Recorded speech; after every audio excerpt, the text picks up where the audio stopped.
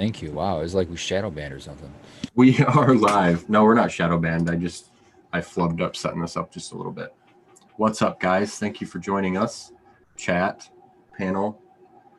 Thank you for joining us with the float footage. That was really super cool.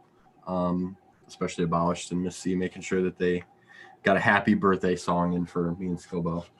So we have a short panel right now. Our one of our former guests is going to be on the show later, and we're going to get into it. Thank you, everyone, for joining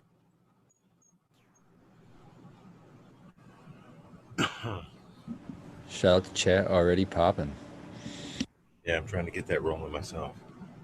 That was kind of fun having like a pre-show hype up, getting everybody in the chat for the float video. Yeah, I missed out. I'm bummed. That's all right, man. You're I'll have to go back and watch it. You're putting in work. Yeah. Right. So what have you been doing today, Spartan? Well, I woke up this morning, went to work to help water, and then but the days on the weekends are short days, like might have been there 2 hours, maybe less. And then after that I did some work in my garden. I just took clones actually today, and I'm really just trying to simplify life right now for myself. So I'm going out on a limb. I kept the mom plant, so it's not that drastic of a measure, but instead of doing my clones my normal way, I took clones as far as like I normally would, as far as cutting it and all that, but instead of putting them in a clone dome, I put them in root riot cubes, but I planted those root riot cubes right away into the cups. I'm not doming them. I'm not doing shit. They're gonna see. I just wanted to see if they can fucking just survive that, just root and just fucking have at it from the right from the get-go. And so that's what I'm going to try. And if I can do that and eliminate the clone dome, because I have a little shelf, I built a shelf on the side of my veg room. So on the one end, I just hung a little LED lamp above it, and there's a shelf. I think it's a 6-inch shelf, 6 inches wide. So I can just put 2 clone trays in there, and then a bunch of cups. You know what I mean? And do clones that way, and it'd be a fuck ton easier. And I don't have to worry. I can mist them. That's no problem. I can mist them with some soap nuts every day. Right. But if I can get away with just doing that and not having to fuck with doming it and undoming it and checking, I'm just trying to make life simple. So I'm trying that experiment. So I took about like 6 clones of snow cane. So if they all take, I'll have extra clones of that if anybody's interested. You'll have to let me know how that experiment goes, because I was considering getting some sort of a shitty turbo cloner, oxycloner, automated cloner. I hate those things, but just to be a little bit more hands off as far as that process goes. Yeah. I'll let you know. Went live. We were talking. Speaking of the snow cane, I was telling Spartan that he's been my inspiration today of supplying me with medicine between his FSO that he makes, as well as the snow cane. And my son came over earlier, and I wanted to kind of impress him with some good stuff. So I definitely didn't give him anything I grew. I gave him something a real grower grew. So he was good for about a third of that joint. And said, "All right, Pops, I'm straight." But I said how much I really like the way that he makes his oil. It's so much easier to work with, and then Miss C chimed in, so here we are back again at the beginning, if anybody wants to pick that thread. Oh, I was just saying Spartan's been making some FSO for us, and something that I noticed was it is like a thinner consistency than what we've had in the past. And so sometimes, well, it got me one time. I went to squirt it out, and normally it's really hard to do. So I gave it a little too much force, and it ended up shooting out and down my arm. So I just instinctively just licked my whole arm because I wasn't wasting it. But I wasn't exactly sure how much of a dosage I had. But I agree, it's a lot easier to come out of the tube and then work with. But I just wasn't expecting it the first time. Yeah, it's so much nicer that you don't have to like warm yours up at all, to work with it, because that can't be good for warming it up and then putting it back in the freezer. So I always appreciate it, because I've never had RSO like that, because normally you have to literally push the hell out of that tube to get it to come out, or you have to sit there and hold it in your hand so it's warm. Yeah, I think that where that comes from is in commercial RSO, they're not only are they boiling off the alcohol or whatever solvent they're using for it.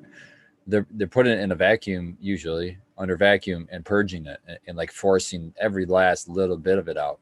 And so all you have is like pure 100% sap of the plant. I'm leaving a little alcohol in there because I know, for one, it's easier to work with. It's just so, like you guys are saying, it's just so much easier to work with. And for two, I know that the only alcohol that's left in there is trace amounts, like super small amounts. And I know that the alcohol that I'm using, it's grain alcohol and it's organic. So it's not a, I mean, that little bit of alcohol isn't hurting anybody, especially with all the medicine that's coming with it. It's just because it's my daily medicine, man. I take it every night right before bed. In fact, I should probably take a dose soon. But so I just, it comes from me actually using it. So I just do what works for me, and it tends to be better for everybody else too. Now, if I had somebody that was like, for example, I think I've said this maybe before in the past, if I was working with a patient that was battling like alcoholism, I would take the extra step and boil it for a lot longer. And with that unit that I have, I could actually turn it into a vacuum purge. I would just need to get I just need to get an air pump to hook to the top there, and I could purge it and just use it as a hot plate to get the last little bit of it out. But right now I don't have any patients with that problem, so I don't go through that. I make it easier on everybody.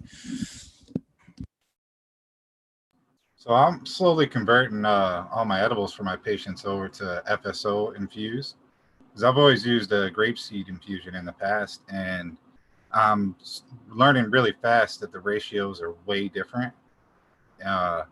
Like when I made my Kool-Aid, I learned that using the same ratio of RS or FSO as I did shatter or just a natural infusion, simple infusion, it didn't work because it probably only bind it to about half of it, and the rest of it was like free floating FSO.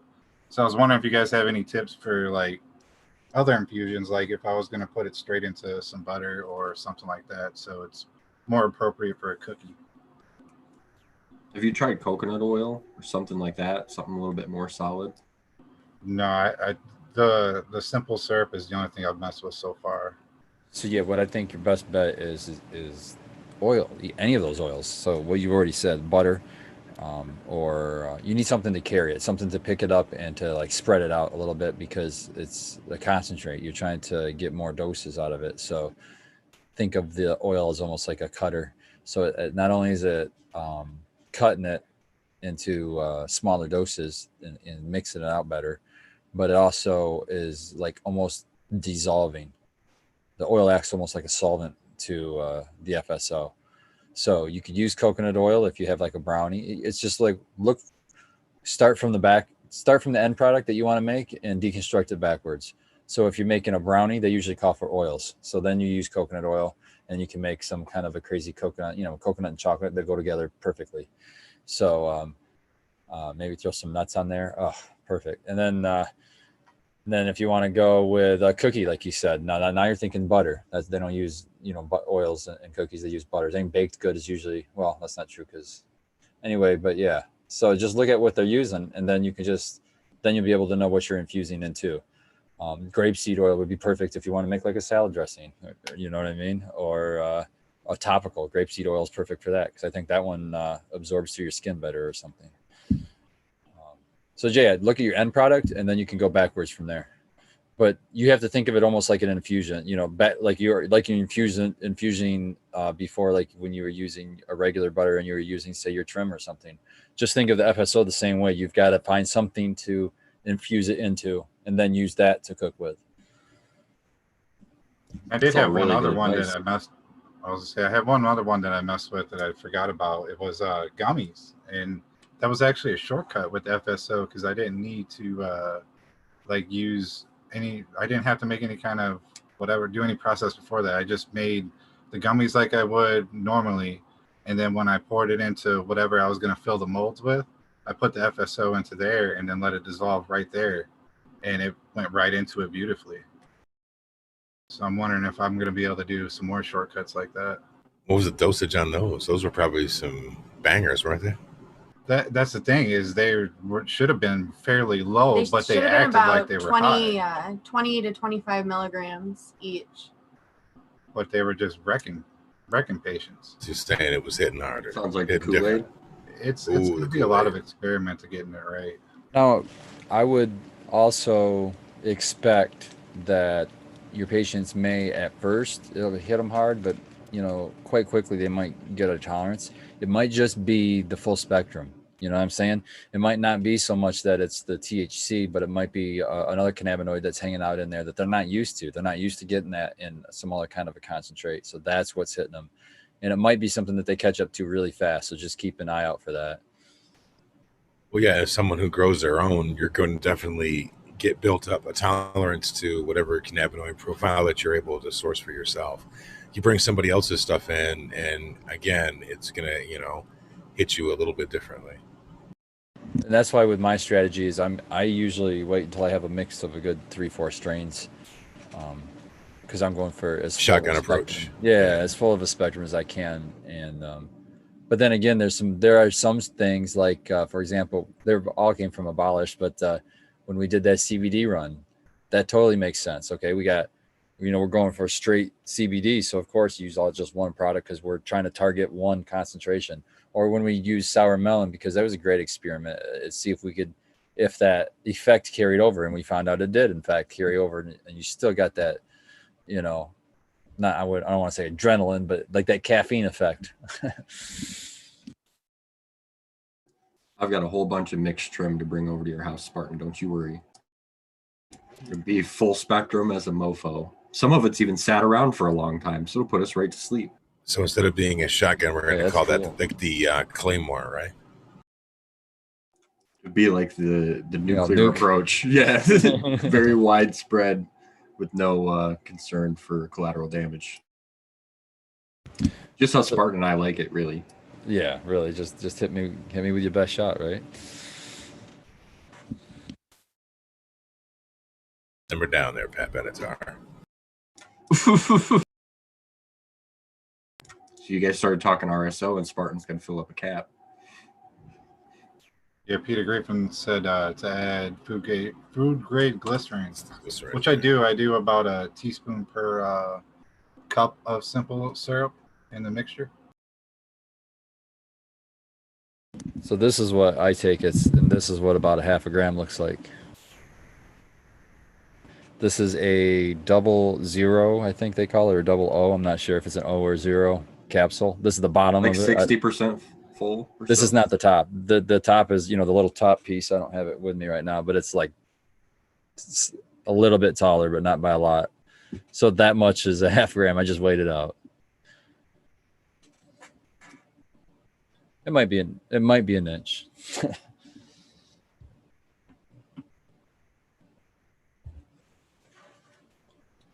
That's a nice dosage.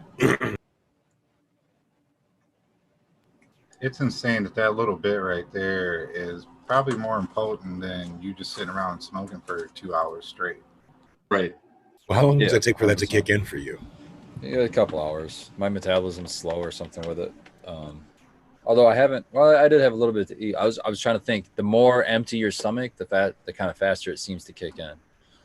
So one way that I've sort of been taking it, and I think you're the one who did it first, was to take I like chocolate at night, like a little piece of chocolate, and then I'll just put it on the chocolate and let it melt in my mouth. And normally I can feel it 45 minutes to an hour. There's probably some synergistic effect with the chocolate. I know chocolate helps with that regular too. What I know about that would be the caffeine. There's caffeine in chocolate. So the caffeine is going to speed up your metabolism. As soon as you start ingesting any of the cannabis, the THC also increases your metabolism, which means everything that's left in your stomach and your liver just starts kicking quicker. Yeah, there's fats and stuff in chocolate too, which is going to help moderate how quickly that hits your system. Yeah, I've noticed the perfect pre-bedtime treat. It's chocolate and it's my RSO, and it's just what I look forward to at night. Miss C peanut butter cups. That's what we need. Yeah. We haven't made those in a while. That's The probably Yeah. huge one of my ones, the favorite huge sauces. ones, man. The That's big the peanut ones. butter cups. Yeah. Yeah.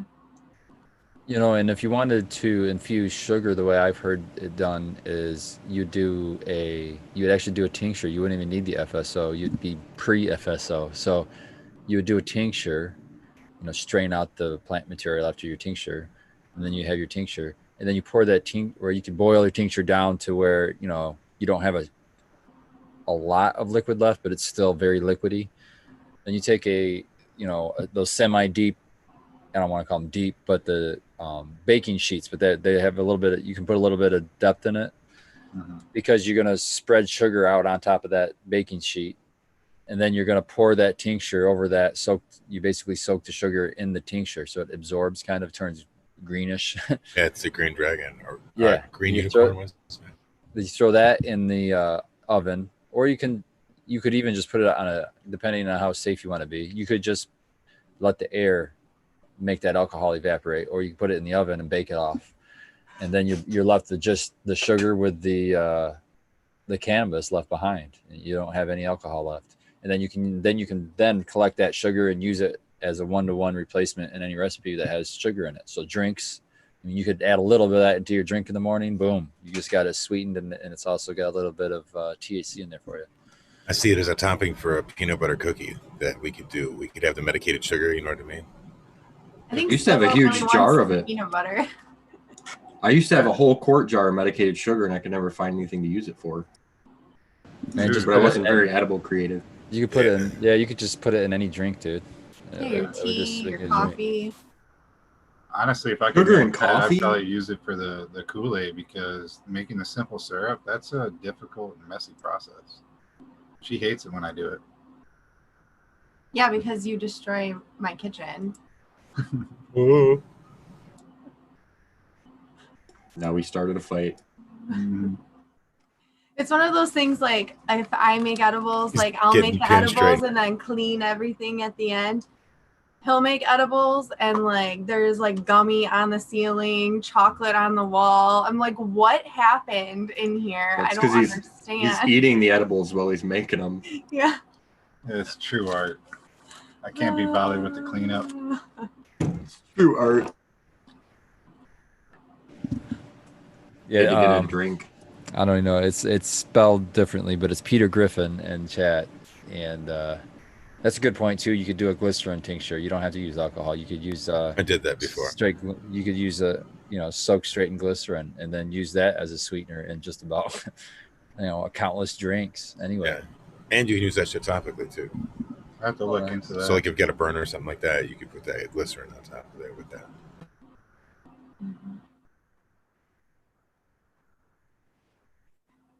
Tank Man dances, typical male. So Spartan was earlier talking about making his veg a little bit easier for himself, and I wanted to go back to that really quick because I'm doing the same thing. I'm actually starting the process of too bad Red's not here right now. Automating my veg, kind of similar to my flour is, with drippers and flow controls and that type of stuff. So I'm really excited about doing that to maybe gain some consistency in there with as busy as I've been lately, and see how that works. I even got new kinds of drippers, so we'll see. What'd you go with? They're kind of, I mean, it's hard to explain. I'll take pictures or something at some point, but they spray out more than drip like the other ones. I was just gonna ask you. So I said, what's keeping you from sprayers rather than drippers? I just don't want to spray them on the plant. So like, I love the spray style that you guys have at Mitten Canico, but so I found ones that are kind of similar to that, where instead of spraying like 360 degrees, it sprays like 8 or 10 directions, so I can kind of aim it. So maybe I won't spray it directly on the plant. We'll see how it goes. Well, the ones we use are Netafim. I'm sure you can get them. I don't know. I haven't looked, but I'm sure they're available. I see them. Right. The ones you guys have are really cool because you can cap them and all that stuff. Yeah, you can cap them off, and then they have I don't know how many degrees, but it's basically just a cone this way. There's nothing on the sides, and it's awesome. You can, like you said, you don't have to worry about spraying the stem at all. Yeah, no overspray or anything else. It was like the coolest part about walking through your guys' facility to me was the kind of sprayers you used. I remember talking to you about it for a while. Yeah, we just had to install a bunch more of those. We, with with our rec license gone through now, and we got all these rec coming down. We went from a 1,000 plant license to a 3,000 plant license because we retained our 1,000 plant license and we were granted a 2,000 plant license. So that means more plants in the same area because we've already filled up the area with a 1,000 plant count, or expansion, which that might be an eventual thing. Right. But so we're playing with plant counts in the flower rooms. When you guys toured it, we were around 120, I believe, 120 plants per flower room, I should say. Yeah. Right now, I don't think we have anything less than 140, and we have a wedding cake room. Of course, it's going to be wedding cake. We have a wedding cake room that's got 180 plants in it. I think the 180 is a little overboard. Have We'll you see. noticed correlation like directly strain? between adding plants and getting more yield, or does it like We're going to not find really? out. Or okay, Yeah, I'm we're curious. going to find out because right now we have, out of the 6 rooms, I think 3 or 4 different plant counts maybe in each room. Well, if you have something that Yeah. shoots up and is That's a good rotty, idea. but it doesn't throw a bunch of side branches and shit, you would want to flood the room with those because you're just trying to make sure that you're making all of the area that you're illuminating, you're paying for, has got something growing in it. So Yeah, that it's makes sense. definitely dependent on the strain for sure. But most of the strains that we pick are kind of that strain, you know what I mean? Because we're kind of slam them in there anyway. You're not growing for B buds, you're growing for A buds. Yeah, yep. And we do a lot of stripping, so we can, because of that, we're not going to run into airflow issues, and we can slam more plants in there. But we're still trying to dial that in now because we have the ability to do so with a larger plant count. So it's fun to kind of see that even at a large scale to know that at the home scale, like, okay, there's a limit to how many you want to really squeeze in there, and so Do you that's think- just one. Yeah. Shout them out so that anybody listening new that doesn't know what we're talking about, they can go check out the page. Oh, it's Mitten Canico on Instagram. So it's just mitten like a mitten you'd wear in your hands, and then canna like the plant, Canna, and co, all one word, Mitten Canico, and Instagram. So what's the hopes on you guys increasing the plants in there? Because like you had it really well filled out in there. So is it like a time thing, or you think it'll be less work? You have to do less veg time, so you'll get more crops out or something. It's definitely we are trying to maximize. So if you look at the grow, like you look at the plant, the plant is always going to be at the mercy of its weakest point. Same thing with us. So if we think to ourselves, how can we improve? Well, we have to get produce more. Our quality is there already, we're hitting that. So the only metric that we really want to do is have more of it, you know what I mean? Or if we can reduce costs somewhere, you know what I mean, that would be a plus too. So like you said, a reduction of veg time. If you're putting in more plants in, that means they don't need the veg for as long because they're filling up more space more quickly with more plants. So yeah, instead of doing a 14-day, I shouldn't say it like that. That sounds weird. I was going to say a 2-week harvest. We're harvesting every 2 weeks, but with our new schedules, because of those reasons where we've eliminated some veg time because we're slamming more plants in, we're going to be harvesting, like I think he said, we're going to knock at least 2 days off of that. So it's going to be every 12 days, or who knows? We might be harvesting every week before too long. I don't know. Right. But we're slow. Our veg times are coming down, and our plant count's going up to compensate for that. I'm sure that Matt's tracking this, but I'm curious what it means for like labor numbers for stripping leaves, like adding 20% more plants if it means 20% Well, you have to more remember labor. we just hired a new employee, so Right. Yeah. that's going to account for that. But yeah, I'm sure they just divided by how many employees and figured all that out. But I'm sure he tracks it. I know the I'm guy sure enough we'll know. Yeah. But yeah, so far everything's looking pretty good. It'll be interesting. I just love those weird experiments. That's what I live for. I'm always fucking around at home. I love to see it at work too.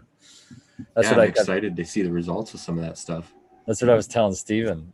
I said, if we do an expansion, I said, we do need to have at least one flower room as the research and development room. I said, because we're always amongst ourselves as we're working saying, hey, we should try this, we should try that. But like, yeah, we can't afford to do that. You know what I mean? But if we had an R&D room, we could fuck with stuff like that. Right. So I hope we get that. Keep pushing that for that, because otherwise you're going to end up, I mean, you guys are really good at bringing in new strains all the time, but you don't want to get in this box where you get stuck running these ones because they're the best producing ones or whatever. You always want to be able to test and find the new good ones. That and you know, a lot of times vendors are willing to send you maybe 1 or 2 lights or 1 or 2 whatever dehumidifiers or 1 or 2 whatever, and you can put it in a test additive room or whatever. Yeah, exactly. And you could test something out without, you know, you might sacrifice a small room that's your R&D, but you're not sacrificing a huge flower room. You know. Right. Maybe not sacrifice, but risk is the best word. And risk of that scale is crazy. Yeah, risk. That's a better word. You're right. I always, in my business sense, I always treat a risk as in what's the worst that can happen? Am I willing to accept that? Okay, it's probably going to happen. Right, exactly. Yeah. I talked about that with Fresh Cut, the greenhouse partner, and you know, we ran into a situation where we had enough ventilation, but we were right on the edge. And we were like, we should probably get some more. So we did, and we were just talking about this yesterday. I was like, I'm glad that we planned for the worst case scenario, because it hit 95 degrees like 2 weeks in a row right here, and the greenhouse never got hot because we had done that. So it's definitely worth doing when you can, not cut those corners. It's good planning, because I think I just saw something about another heat wave coming. So yeah, we'll see.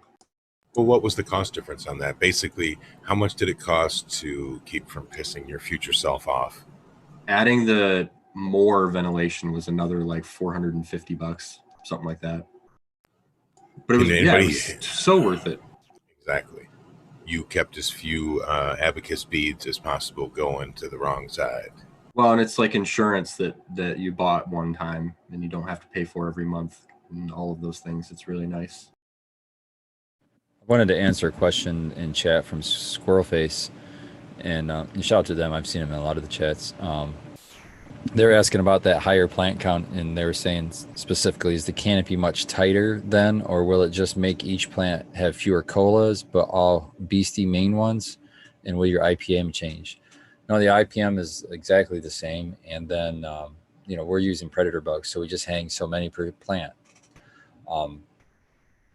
The whole thing is that you can save on veg time, like we were talking about earlier. So by putting more smaller plants in an area, you can fill a space more quickly than if you were to try to fill that same space with fewer plants. I mean, everybody knows that. To achieve the same canopy, you just grow bigger plants if you're putting fewer in, which takes longer time in veg. So if you can if you had no plant count and you had only canopy space, the most efficient way would probably be a sea of green when you're growing, like maybe in a 3-gallon pot tops, maybe probably a 1-gallon pot, and just doing sea of greens and just harvesting colas and not even messing with auxiliary branching at all. So, yeah, and anyone that's tried this indoors knows, like, you can scrog one plant in a 4x4.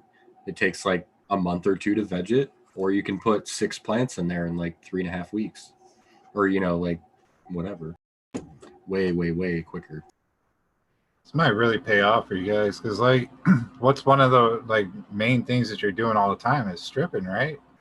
And I mean, depending on the height you're going for your flip, you might depend on the strain, you might not have any, you know, much, just one strip, you know, your week 3 flip or week 3 in. And another thing is that if we can eliminate some of the final height on the plants, we might be able to eliminate a trellis net. You know, instead of having 3 trellis nets, we might be able to get away with 2 trellis nets. And how much labor is that going to save at harvest when you don't have to take a whole trellis net's worth of bullshit off? You know what I mean? Yeah. Well, and when your plant's 10 foot off the ground, you got to walk up and down a ladder for 12 hours defoliating, because like that sucks too.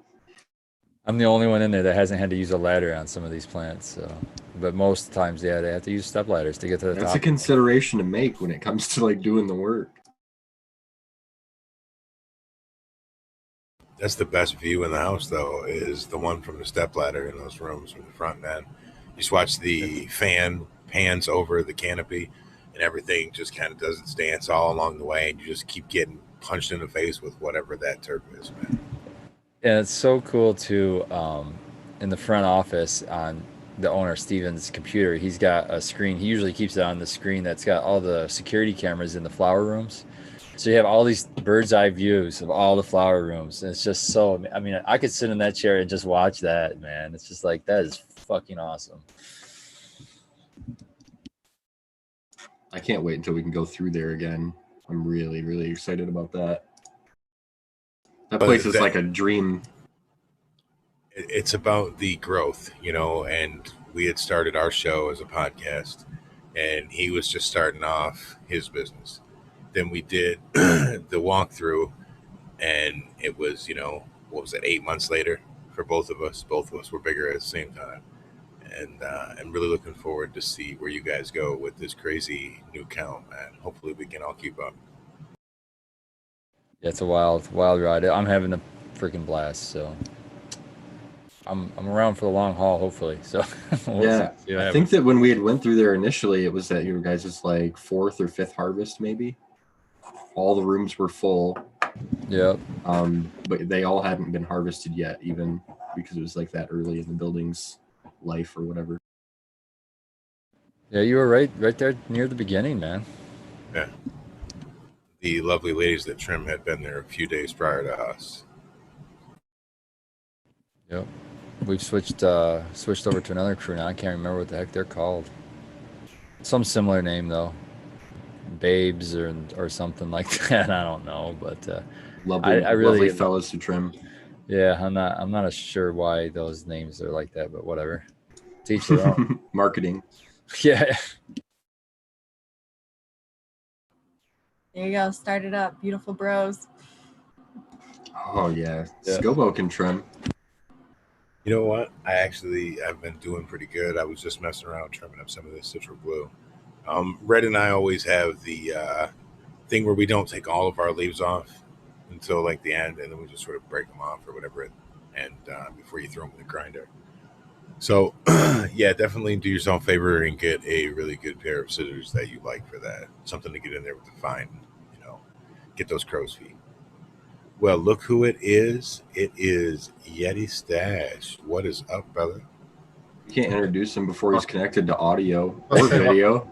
While he's coming in, Scoble, that's actually a really cool tip. And I was showing that to Miss C this previous harvest. Like your stuff that is towards the bottom, you know, like the little buds that are still on the stick or whatever, and you chop off all your A grades. Take that stuff and you set that off to the side and you throw that in a jar whole. And then you just pull that out and you smoke that. And then all your good stuff that's really easy to trim, that's for your patients. And it saves you so much time. So I've always seen it done. I want to shout out in chat here. It was Shredder 0911 for the name for the trim, the Unicorn Riders trim crew. Very debatable name. Unicorns It's a are very progressive unicorn though. progressive. It's covered in rainbows. Yes, Slaps very on it, man. progressive. That's a good inside joke from the float. Anyone that's there will know what that one means. And they're calling for the Sherlock pipe early on The you, dudes Spartan. with beards trimming team. Man, I cannot figure this out. You'll Yeah, sure, yeah. figure it out. What's up, I can hear brother? you. Yeah, we can hear you. I'm sure you can hear Hey, us. what's There up? it goes. What's happening? What's going on, guys? Sorry, I'm new to this Zoom style. Trying to figure this out right now. Breaking in the hard way. You're live on the internet now. Now you're super safe. Grandma. What's up, Internet? What's going Hi, on? Mom. Are you proud of me? How's everybody doing tonight? Fantastic, Man. How are you? Good, thanks. Yeah, the day slipped away on me once again. Never enough hours. Oh, hear gee, you just there. here's the stereotype of the guy that makes all the concentrate and hashes, just lazily loses his day. Yep, very much so. Where I'm always taking pictures of plants when it's nighttime and shit like that, and the plants are asleep, and I'm like, damn it, I should have done this hours ago, but I was watering or whatever. Right? They're looking all bummed. The plants always do look sad at nighttime too, and you're like, well, nobody's gonna know what these look like. Yep, it's funny how they actually do like to go to sleep. Yeah, the plants will go to sleep like at least an hour before sunfall. Right, as soon as the sun is off of them, like, what's going on? Sunset sequence. That's the word you're looking for. Sunset, not No. sunfall. Well, yeah, sunfall, dude. Sunfall, dude. I like it. The Sometimes. citral glue's working. Oh yeah. So Looking Yeti fire, I Stash. seen that on the Instagram. Yeah, thank you, man. Looking Yeti Stash here is a rosin expert extraordinaire, former guest of ours on the show. If you guys checked out his episode, it was very, very good. You even gave advice about making rosin that I hadn't heard before. So shout out to you on that. That's awesome. Thank you. Yes, thank you again for having me on. It was awesome. It was a good time. A lot of fun. The only thing more fun is to actually be able to sample said products. Right? Yeah, a gram of rosin will last Scobo like 2 years solid. No And way. how long did it last you? You were a weekend guy, right? Dude, I went through 2 grams as soon as I got the email. It's like one day. Yeah, seems like it's a daily thing for me. It was Cap bad. off a jar. And that's how the day slips away. Yeah, exactly. Yep. That'll do it. Especially when you're around plants, you just want to sit there and stare at them. Yep. You just find yourself kicking back, looking at nothing before too long. Like, what am I even fucking looking at? Watching your fans kick and whatever. Watching the way the leaves blow. I often think it would be fucking awesome to have just a little cot or a fucking side bed or something. It seems so peaceful. I could just lay there and listen to the fans hum and the fucking ballast hum and just fucking the You'd fall asleep. cannabis in the breeze. Dude, Oh, game dude. changer.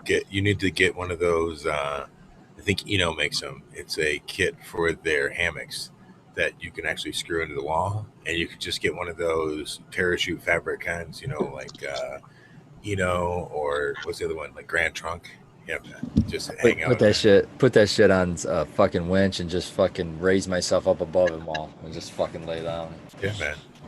That would be dope. Oh, that'd be awesome. Atlas. Your plant- They're called Atlas straps. I was Gilbo thinking- is a fucking hammock expert, dude. I have quite a few of them actually. I'm like that lazy. You're like a walking hammock stereotype. dude. Oh, bro. Gilligan on the boat, hammocks. What mountain bike do you have, bro? 28-inch Schwinn. That's like 18 Okay, speed. It's okay. dope. Man, Yeah, man. that's what I rock. I too. still ride though, man. Gotta love it, dude. You look like you're in good shape. Fit. I'm in my prime. I mean, you're no Chuck Norris or nothing, but Chuck Norris is no Chuck Norris anymore. yeah, he held up until he was like 70 something.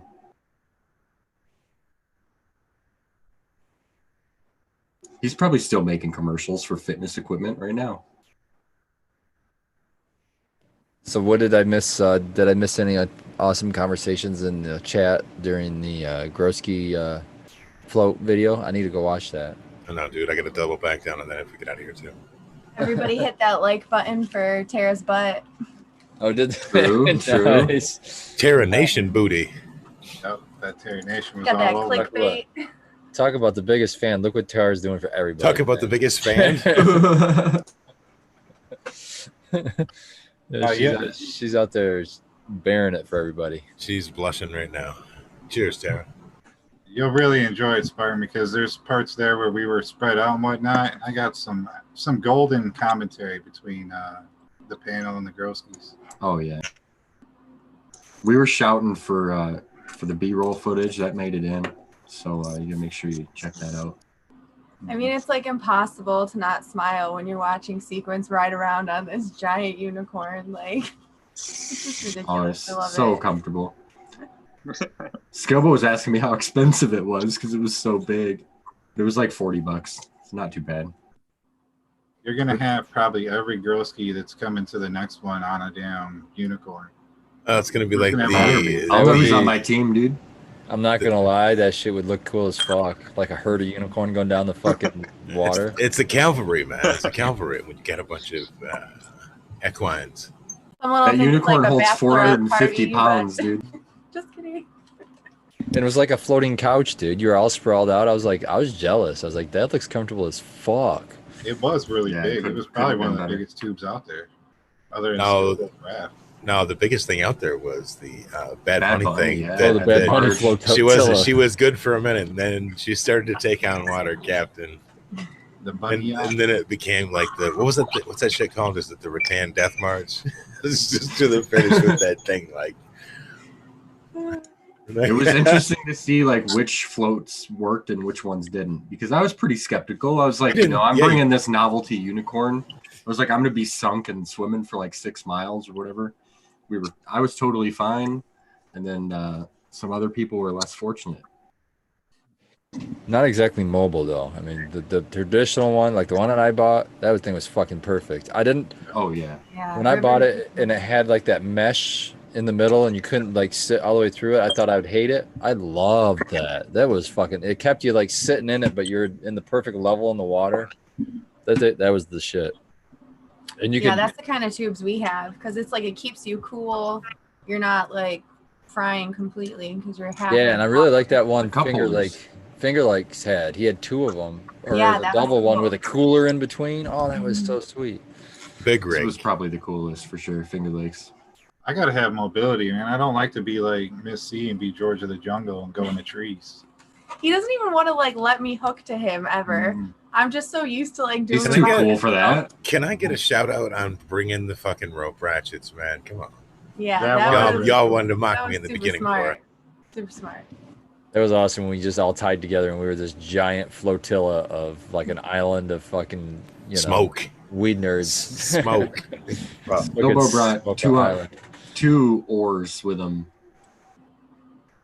That's how prepared you 2 were. what? He was fucking Came- official, man. He was official. 2. I was trying to say rows, and I said oars. I thought you were trying to say something else.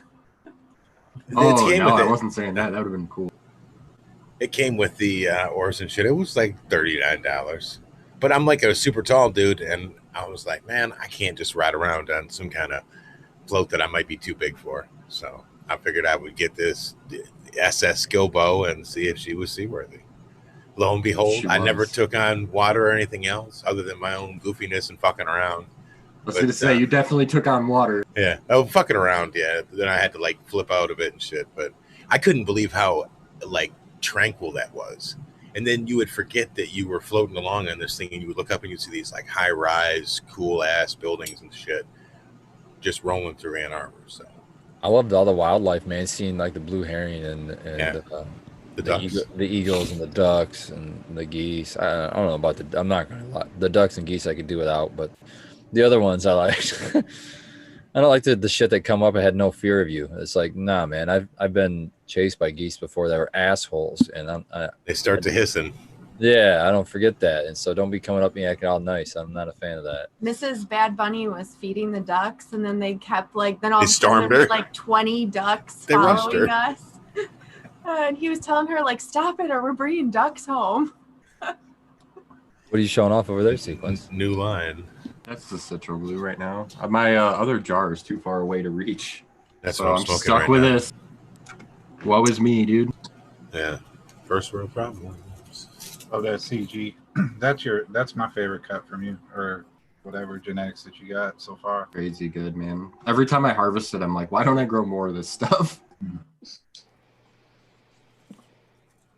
That's what I'm Like, telling Yeti's myself. got it figured out. He's got half a greenhouse of the strain that he likes. That's what I should have done.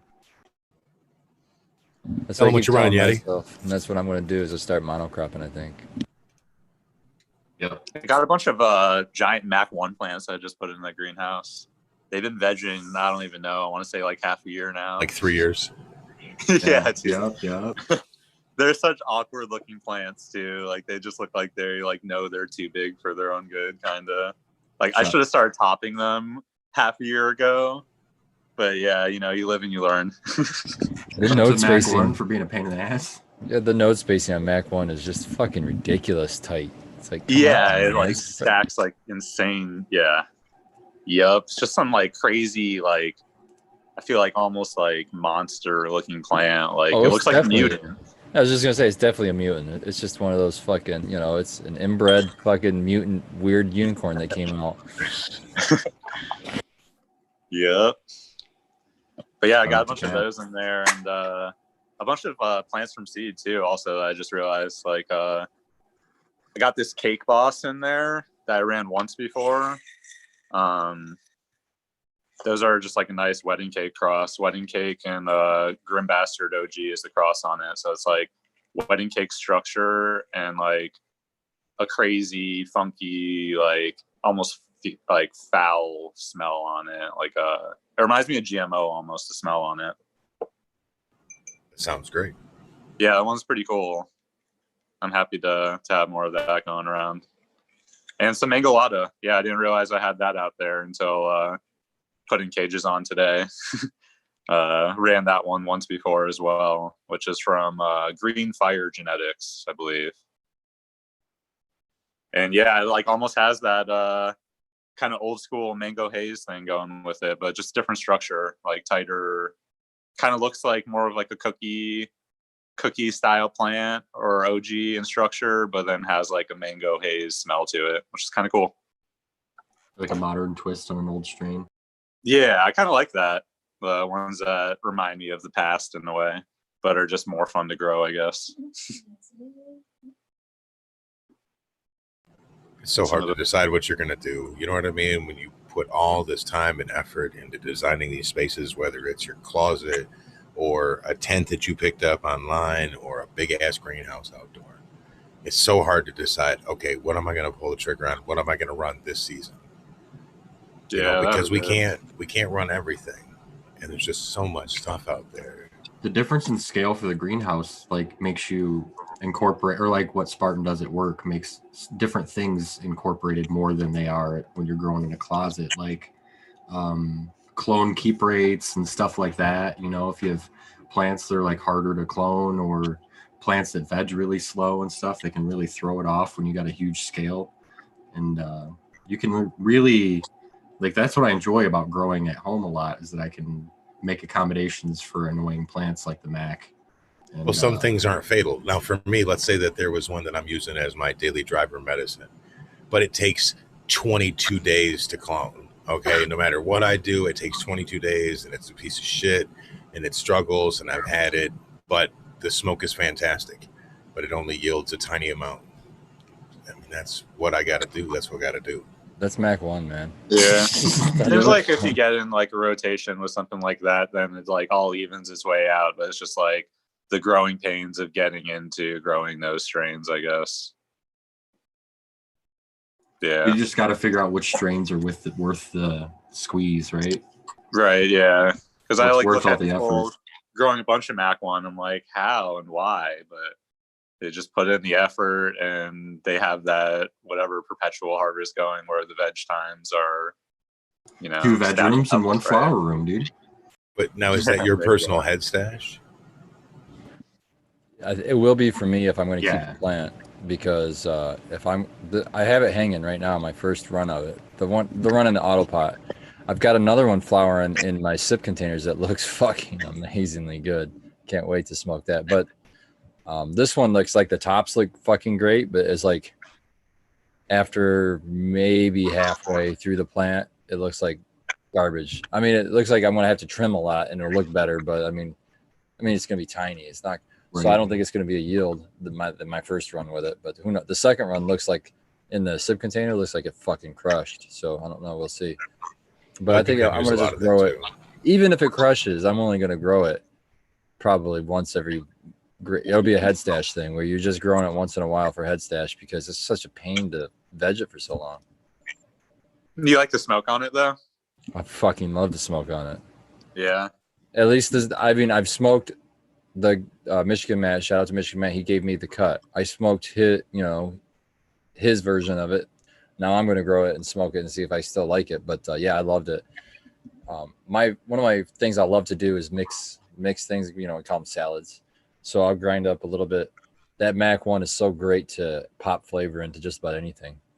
You know what I mean? So like grind up a little bit of Mac 1, put it on the side of my tray, grind up something else, and then put a little Mac 1 in with it, and then smoke it that way.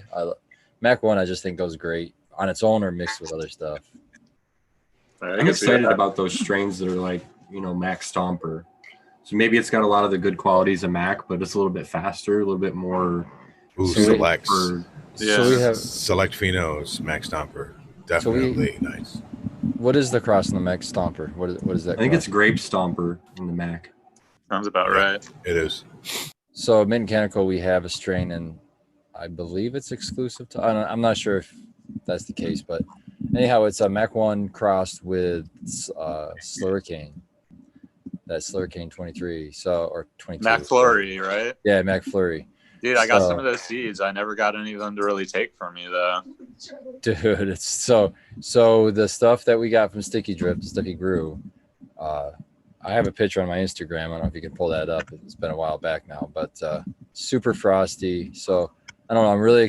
He said that the veg time was fixed. Basically, it was like a normal veg time. We grew out of, so we got a clone of his cut, and we vegged it out to a mom right now. We're getting close, I think, to cutting. I would hope within a month or so, and we're gonna run a run of it. So I'm excited. I was for excited that. about it. Yeah. I remember they explained it was a different Slurricane that they used in that breeding as well, like Slurricane number 7 or one that they Oh, don't. is that what it is? Okay, was Yeah, this they don't typically Sticky use Drip it. then In-house genetics. in house? Yeah, Because I know Sticky that's who I Drip got it from. deals. Oh, okay. Yeah, Which but one that's is which one's the avalanche cut? Avalanche cut of the Slurricane, because that's what's in my pineapple cane. Is that the number 7? Well, the Avalanche cut would just be its own thing. I would think. Okay. Yes, Slurricane's a good one, man. We've got one of Yeah. those pineapple canes outside right now. I have those pineapple cane, but I'm at the point where I don't have the plant count to go deep into some non-feminized seeds right now. So that's a back burner one right now. I got to focus on the ones. No, that are pineapple femmes. cane's found. Are you sure? Okay, I thought that was a reg one. Look at the back of the pack. It should. I don't know if that one was marked or not. There might have been other backs. Yeah, I feel like Mhm. pineapple anything is worth going in on. Love pineapple Turks. yeah, the Yeah, Pineapple because- Express that was really pineapple. It was cool. Because I got to do the Blueberry Sunset Blue Dream, showdown and see which way it goes out better. I'm really excited on that one. I know that's probably sounds goofy to some people, but when you're looking at something that you really, really enjoy the flavor of, to be able to pick between two of them is nice. Speaking of enjoying the flavor of Abolished, I got some fucking pretty good sized nugs of this sour melon fucking starting to trim up. So Damn, those Yeah. look nice. I mean, these All right, things y'all. I'm gonna cut it early tonight. I'm on my way to Spartans. are- So yeah, you'll have some sour melon coming to you soon, man. The one that I have in flower looks like it's getting chunky. I just love that strain. And everybody that asked me about it, that is from Mantis Genetics. It's a fem. You can get it from them. And when I did the pheno hunt, there was only 3 different phenos. They all tasted the same, but one of them finished a little bit faster, and that's the one we went with. And that would be the Runty pheno with the broad, like really fat leaves. It's always Yeah. the fucking run Tito, bro. Yeah, say, but Cannot when you say imagine runty, that's it's like not 70 days. runty though. Yeah, that's the thing is we say runty, and this It's is still our biggest huge. yielding plant, and we've seen it like kill yields in other people's gardens too. So if you want yield, I guess go for the other ones. But I think the short one had it had better effects. I think had overall, and you can't beat that one's gonna at least be done in 70. The other ones you had to run probably a lot longer. Tommy, stop over. I'll get you the sour melon, brother. Welcome, Red. Hey, how you That's doing? at a tonight? farm. What's going on, everybody? Cheers. Here's Red. How are you? What's it up? Doing pretty good. I finally got home from my road trip from the farm. I'm going to 3 minutes until hash time, Red. Yeah, that's what I was going to say. Just in time for hash time, and I'm gonna put Nice down work. some, probably Rainbow Driver hash from last weekend. that I prepared for our float. I'm not sure if you guys talked about it. I was trying to listen. Great show, by the way, guys. So far, so good. I was listening. I think most of the beginning. Excellent topic about the coconut oil, not coconut, FICO, and all that stuff. I wanted to add about the coke, not the cocoa. Yeah, cocoa chocolate. Theta bromine or something like that, I think is the Theobromine. Theobromine. It has a synergistic effects with cannabis, as a matter of fact, though. Something, a little tidbit out there. I don't know if anybody brought that up, but yeah, So- I also enjoy the synergy between cannabis and chocolate. Really nice. So I drink so much cocoa in the wintertime. So we got the hash maker here, Yeti Stash, experiencing his first hash time here on the show. Halftime of our show is now hash time as of several weeks ago. So Sweet. that's when we all break out the bowls and smoke the hash. I had to hold dabs. off on this one. Cheers, Yeti Stash. Sweet 2 minutes. What's up, You dude? smoking out of sequence? Say rosin counts. I'm smoking Citral Glue, so I'm gonna pack a bowl of the Citral, and then I have Reds. It's the GGW. It's right here. Purple hash. Purple Awesome.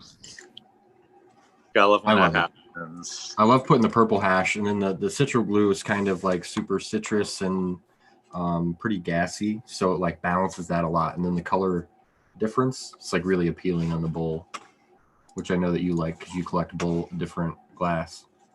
Oh yeah. Miss C's holding up some really good looking wax. This is from Select Phenotype. Yeah, that looks like rosin. Sugar cane, Oh yeah. Get you red here. number Red's 2. holding up some hash. Whoa. All right, looking good. Hashish. Yeah, it's the Rainbow Dragon. Spartan's got his bowl here. Around the horn. Looking Nice. solid. All right, I'll take a fatty. You got to do it. If you don't cough for at least, 15 Dab seconds, you're not even time. trying. Hash time. Scobo's got his festival Oh, I'm hash. pumped.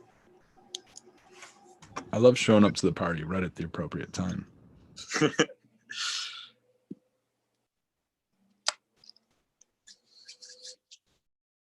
Actually, I think I'm gonna change my mind and go with Grape Glee on the bottom tonight. Instead I like of to take the Death Star. bowls and do a half bowl, and then I put hash in there, and then I put more bud, and then I put hash on top. Do you do that, Red? Like the lasagna tech?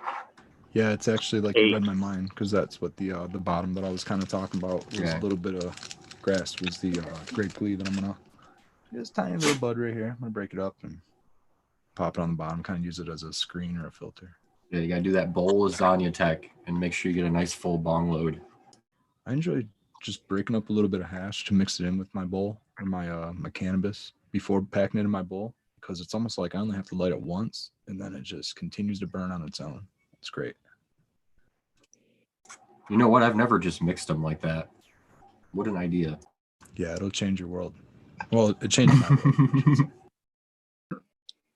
It changed my world, he says. I'm going to have to try that. I respect your hash ways. Red's been killing it with the meme game lately.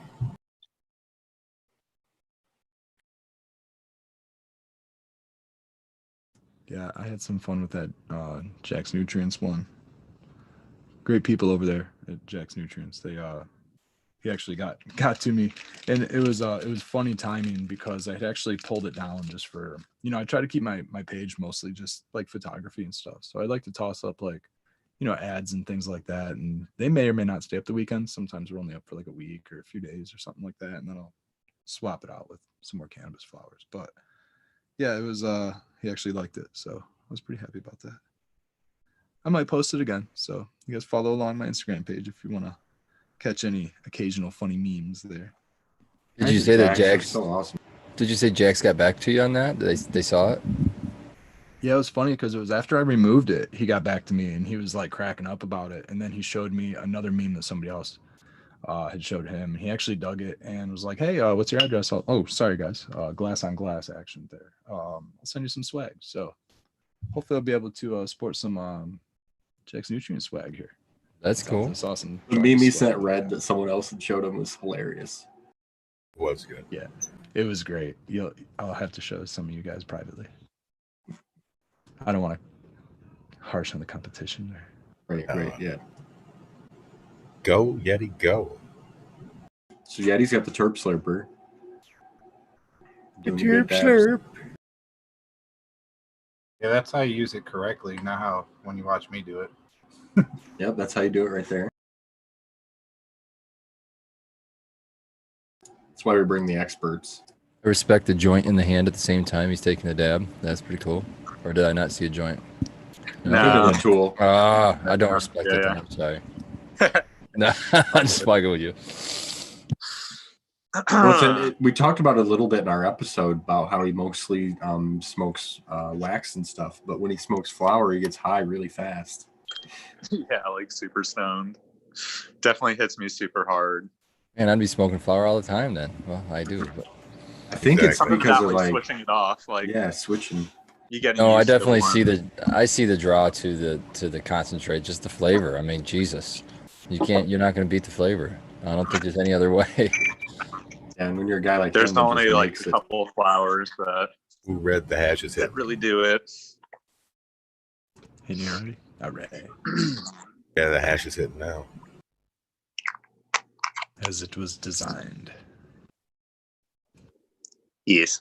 As was intended. I'll tell you what, when we were floating, I actually brought my chillum. We're doing the old team chillum.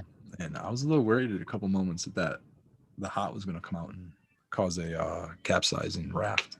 Fucking Side burn a hole in adventure. the Don't burn a hole in your dinghy, dude. tube. Burn a hole in your dinghy. Oh I'm gonna put Bill man, again. that'd be one way to go out. I was surprised by how shallow it was in places. I was thinking it was really deep in places, and you'd go to stand up, and you're only like in 2 foot of water. Until Sequence jumped out and it was like over his head and he couldn't get Yeah. back on the unicorn. Until we were trying to fucking stop on the side, and then it's That like was so fucking fun. super deep. Super deep, right along the Brad, side you there, missed too. the video, but you have to go back and watch it. You were like killing us. You were so funny. Yeah, definitely got your love of your chillum on camera. Like, Very talk about- awesome. That means you got more me than your trying to weight ring. protect it and keep it dry. too. And Yeah, I Red was was out there trimming talking about- orders. It was so funny too. You can like hear where you and Mrs. Red are like talking to each other, like, come back to me, no, and like trying to like catch each other because you two kept floating apart. It was hilarious. Rope kept breaking. So Although I funny. like what Skilbo brought some ratchet straps, like light hangers, and talk about being able to. I mean, like I thought it was versatile when I saw people hanging like I don't know microphones for their sensors and all kinds of stuff from the ceiling, you know, or maybe even use them to hold up a flower, right? We're using them to tie rafts together. Awesome. And then he was saving rafts with slaps too. He was using slaps as patches. He's the regular MacGyver out there. MacGyver. Every Use time them for whatever you Chillum want. Hash would burn a hole, he'd be slapping it over with a good old slap, fixing us up. One of my favorite times was after we all got strapped together after we got through the rapids. Although the rapids were pretty goddamn fun, I will say. But once we got through them and we were all just kind of strapped together, I somehow was strapped all the way in. There's people all around me, so I had nothing to do but just lay back and relax and just float along and enjoy the time. It was fucking awesome. Spoiled. I had to hell watch yeah. out where we were going and tell people we were going to run into trees and stuff. You're the one that brought the fucking horn, man. You got to know you're at the point if you got the horn. Totally You want- strapped Skilbo and I in the middle so we wouldn't have Yeah, to do that. I didn't I was do like, shit, I'm I gonna just- protect us. Gotta have someone on the crow's nest yelling Oh, rock man. or iceberg or something, right? Shout out to our flanks, fucking Sequence, and then on the other side we had Terp. Terp was holding it down Terp with Farmer. the kayak. Yeah. Oh, shout out, yeah, Turp Farmer. Wow, he was saving people left and right in that kayak, hauling people around and shit. Yep. I'd have Yeah, it to was really shout great left to because see people were going to run into the trees, and then we had to get 20 stoners to all paddle in one direction at once while they're all holding joints with one hand. Don't You know- hit the bridge. He was Look an at excellent scout too. We'd be like, "Hey, go up there and see what's going on up there." He'd go up there and come back, fucking kicking ass, man. He had that umbrella. I was so jealous. What a fucking good idea that was. Yeah, no doubt. Yeah, the That was umbrella such was a a good great idea. idea. So, because of the float, we didn't do a show last week, and that means that we finally have not been undefeated. We did 51 shows in a row. Well, 50 True. shows in a row. But this week, Everyone celebrated 710. You know, shout out to everybody that was able to get together in Clio for that. And so we started the show a year before. We didn't get to do one last week, but the reason was because we were having a kick-ass time together. Yeah, we got to do a bro show live Yeah. in reality. Live at the AB&C Palace. I wish we had some footage of that shit. Well, maybe not. Not a bad time to stop though. You know, So are 50 you saying episode this run is is a the- pretty solid number. That's for the super secret I was production. about to say we have it, but it's classified. Later. I'll say this is the first time that I've ever seen both Sequence and Spartan like stoned. It's Yeah, I was Like, pretty okay, high. Well, I was tired pretty too, but fucking yeah, I high was pretty and tired. high. Yeah. We almost had another coma guy. Well, for the record, I believe Sequence left before quite a few people, so he didn't last 2 very hours long, to I drive. Dude, I was like falling asleep, man. Woo. Something got in there and just is like narcotic. Dude, we were well saturated, everybody. It was all Yeah. the edibles. We all started with all Yeah. the edibles. Well, the Kool-Aid was flying out of the coolers and all that good shit, and you know, So I we brought had the another new Spartan guy. cookies too. So Oh, I brought yeah. my own medicine there, and he had commented after, the next day, he goes, I did not know that I could smoke that much. Like all of the joints that we had, all that stuff. He goes, I had never smoked that much before. Yeah, did you guys get a picture of the ashtray at your house after we left? I'm sure there was a few roaches in that fucking ashtray. Oh yeah, Gettysburg. we got a picture. Like a volcano. I'm curious how many we've passed around since we've started shows and stuff. There's got to be thousands by now, which is kind of cool to think about.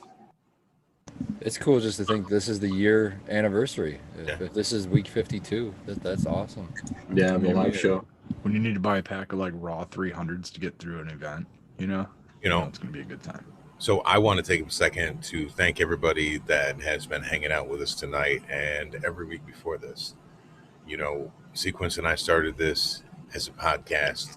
It was really just this two dudes that, wanted to plug in more to the cannabis community in Michigan and talk to really cool people and help people network and communicate. And you guys are like way more than I could have hoped when we started this. So shout out really to you guys in chat. Thank you very much. Yeah, we just wanted to make it. We initially talked about how exclusive the community is, how many cliques there are in the community, and we wanted to make an inclusive community. Synthetic growers, organic growers, everybody side by side, making jokes, CalMag versus crystals versus whatever, but all having fun, including all of that stuff, and having shows about it so everybody can share their point of view and everyone can learn.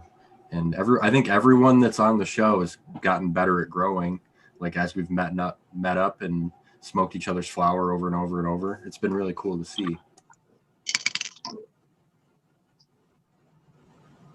It was funny. I was just talking about this on Percy's Grow Room has a podcast now. Malish was there, and they asked me to interview me. I was pretty honored because they had one podcast before mine, so this was podcast number 2. The first podcast they interviewed Jordan River from Growcast. They asked me for the second podcast, and guess who's coming on for the third one? Danny Danko. Like, why the fuck are you asking me if you're getting these guys?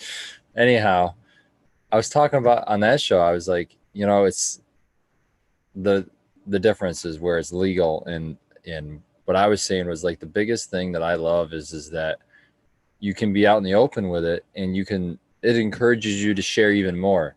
And it's such an advantage. They were like, what do you mean? And I was like, if you have something special that you really love, like for me, I really love my Spartan glue. You know what I mean?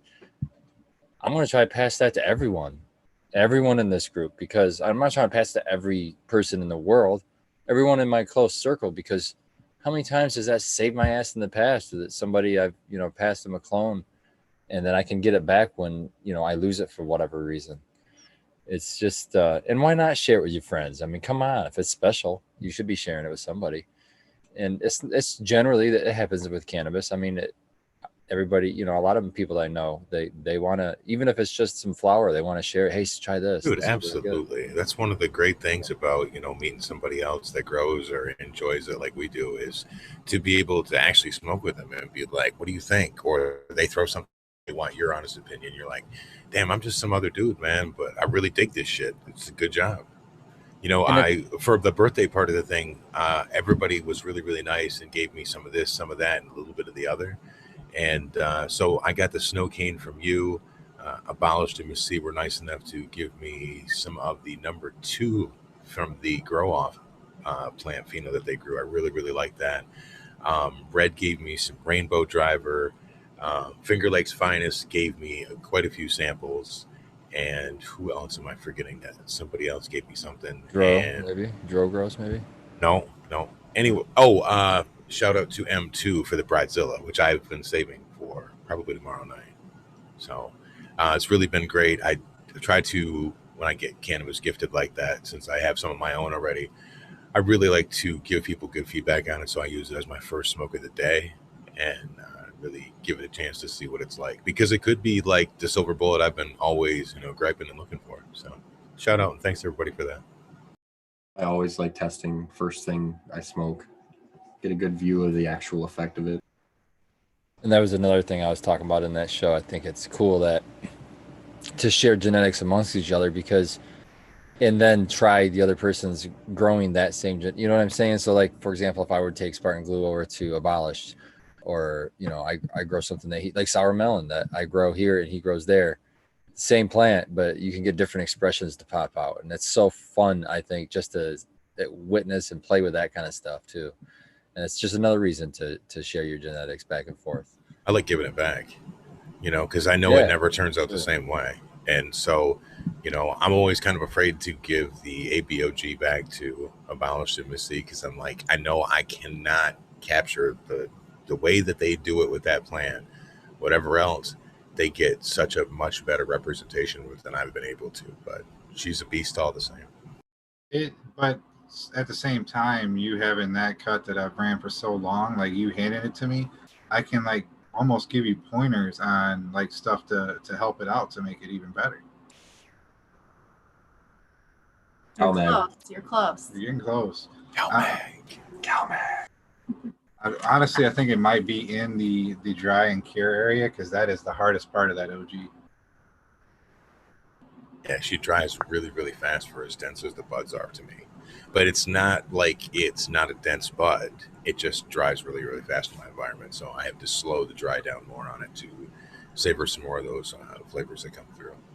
Yeah, so like around day 5 or 6, when the buds are hard, but it still has that grease look to it, that's when you want to debuck it and throw it into your jars. You don't want to wait for the stick to snap, because you'll lose all those esters and alcohols, whatever else that gives it that funk.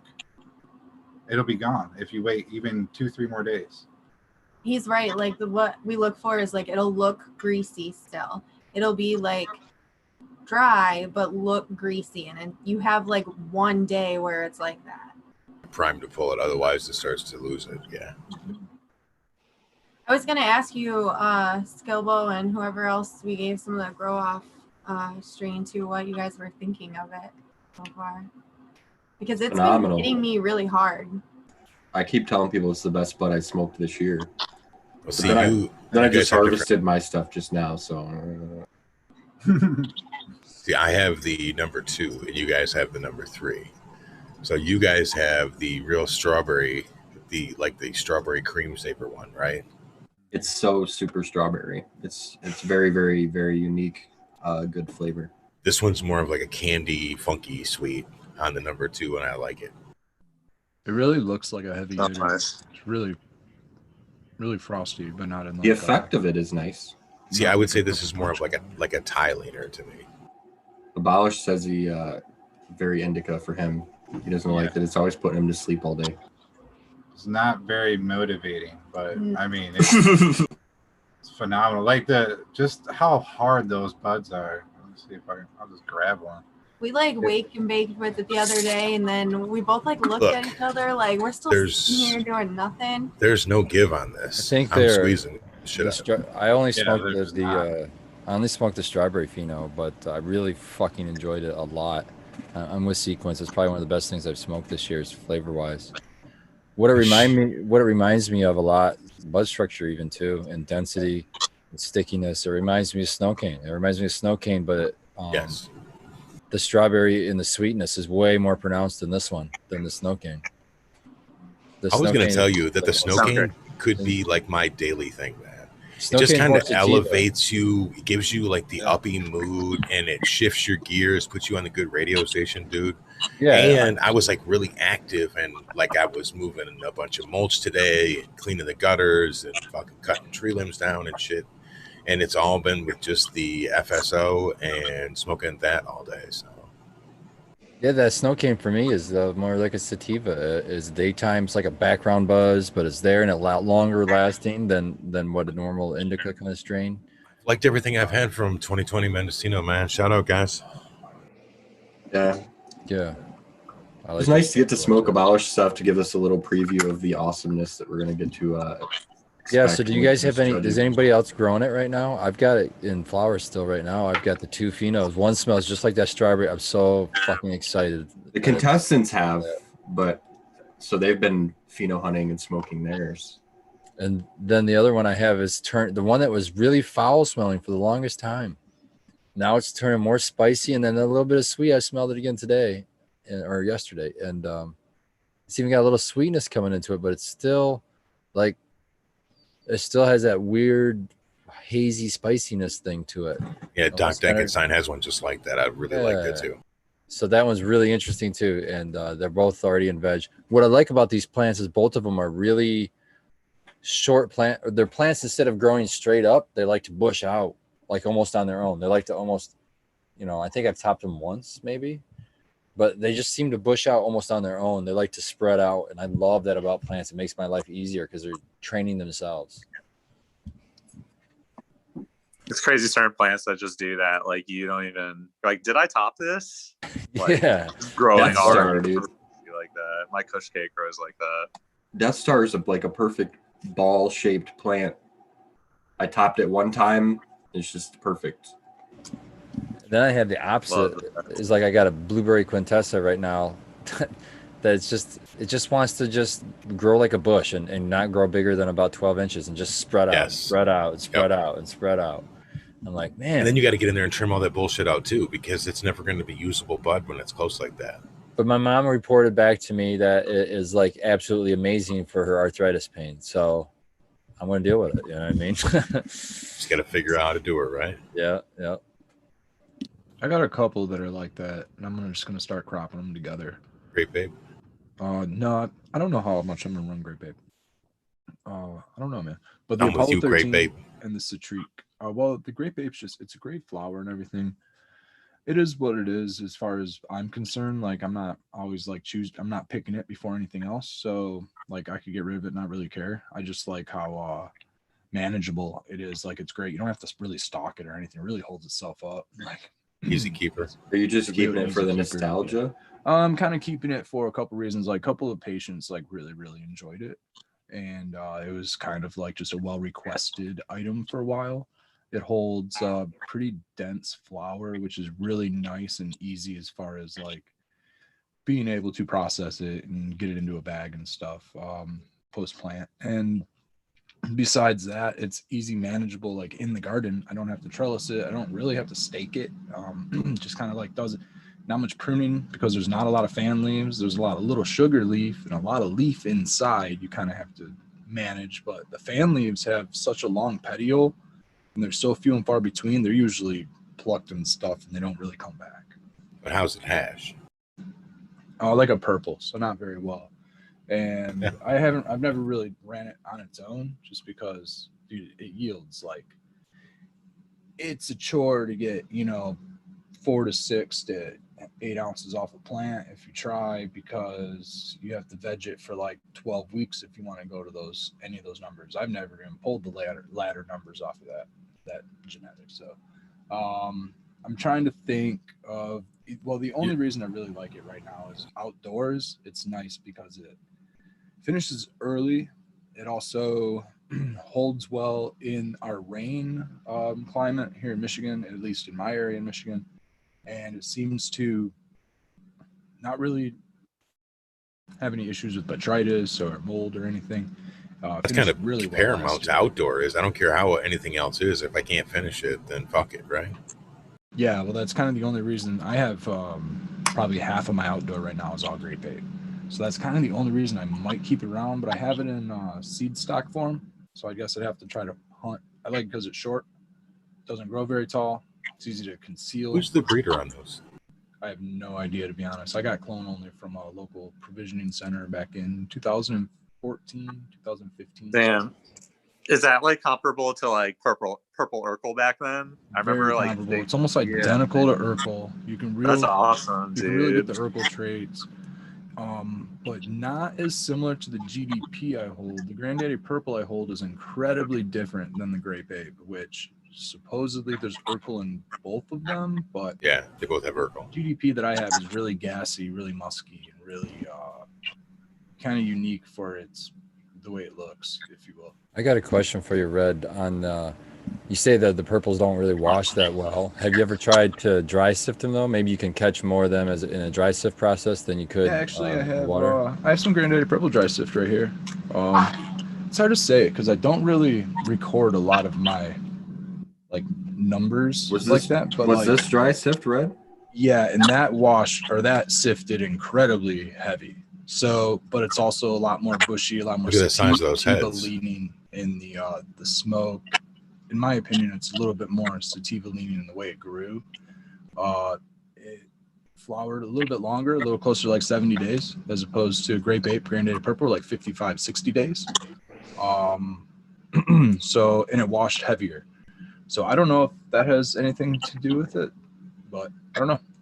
Yeah, I mean, there's some definite nuances between the multiple purples that I grow, including flower time. But yeah, usually the ones with longer flower time just seem a little more sativa-esque.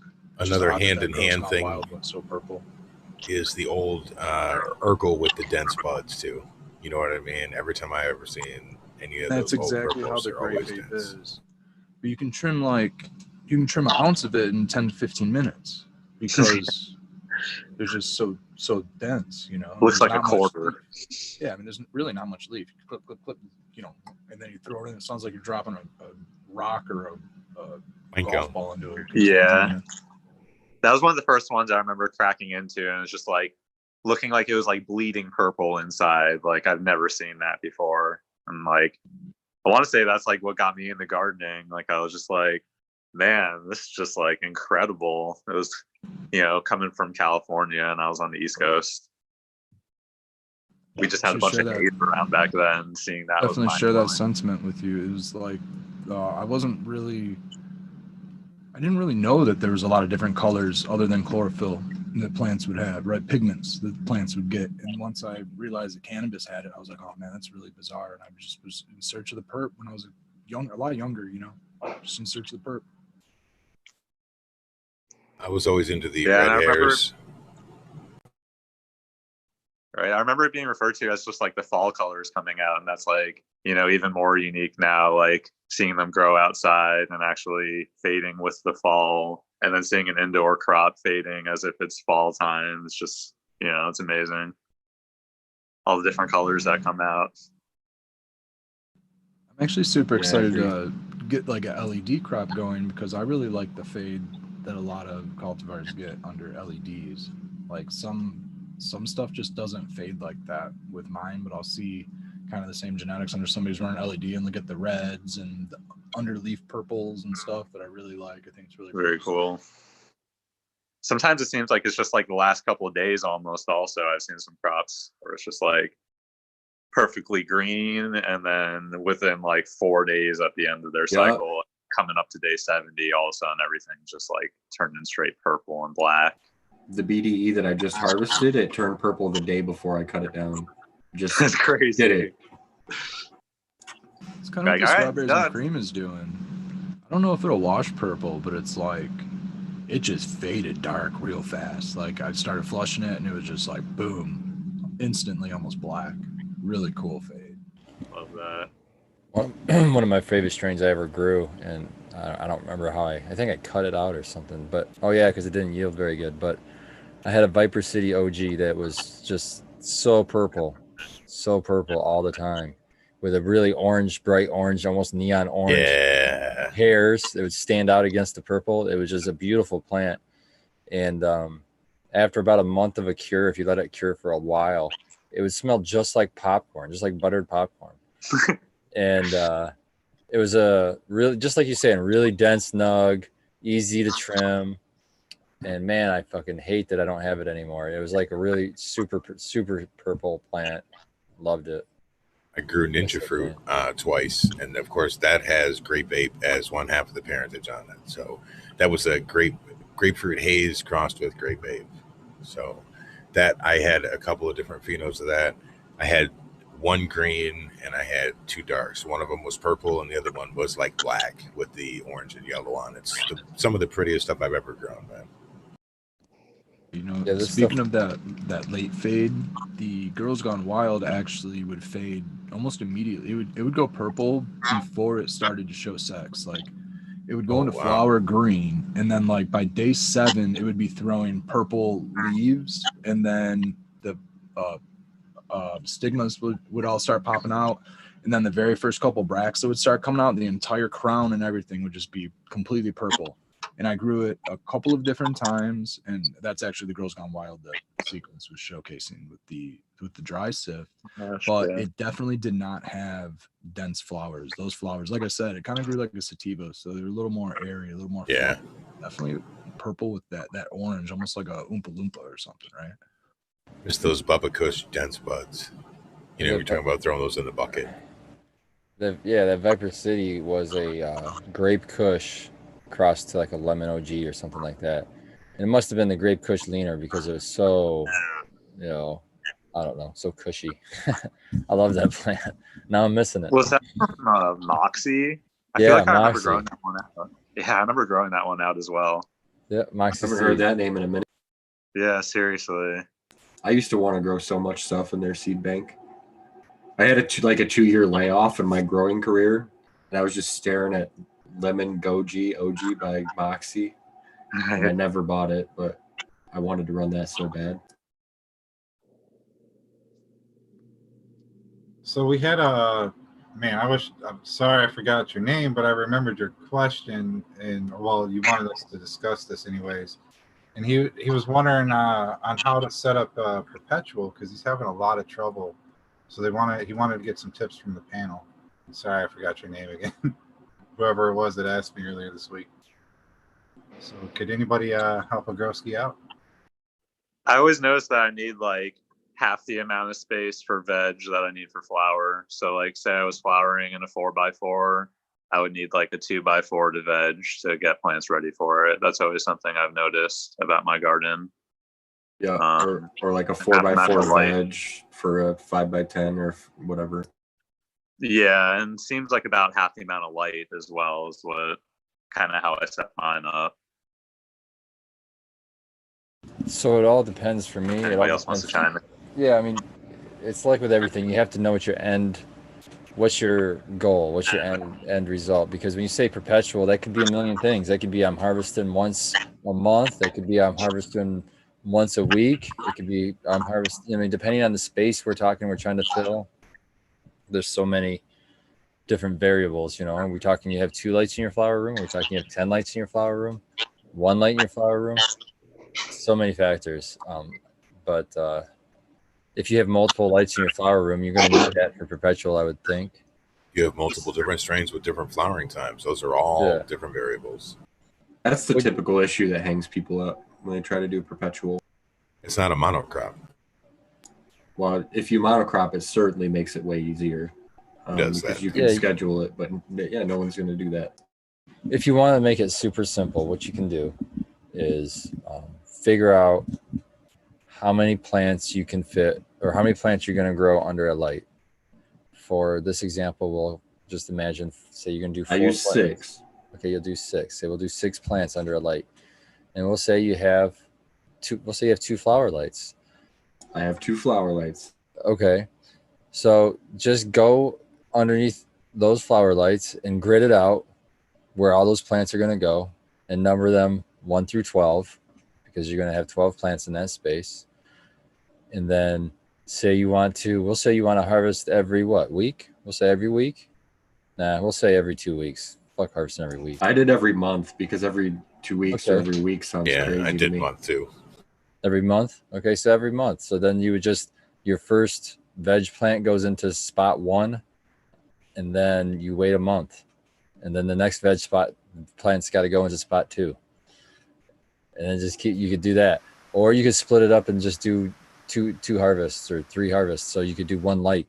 So I'm going to fill 1 lights spot, and then I'm going to wait a month, and I'm going to fill the Yeah. next month's spot. And that's how I do it Or right there. in it, that's if you use a scrog. Now, if you don't, let's say that you use stakes.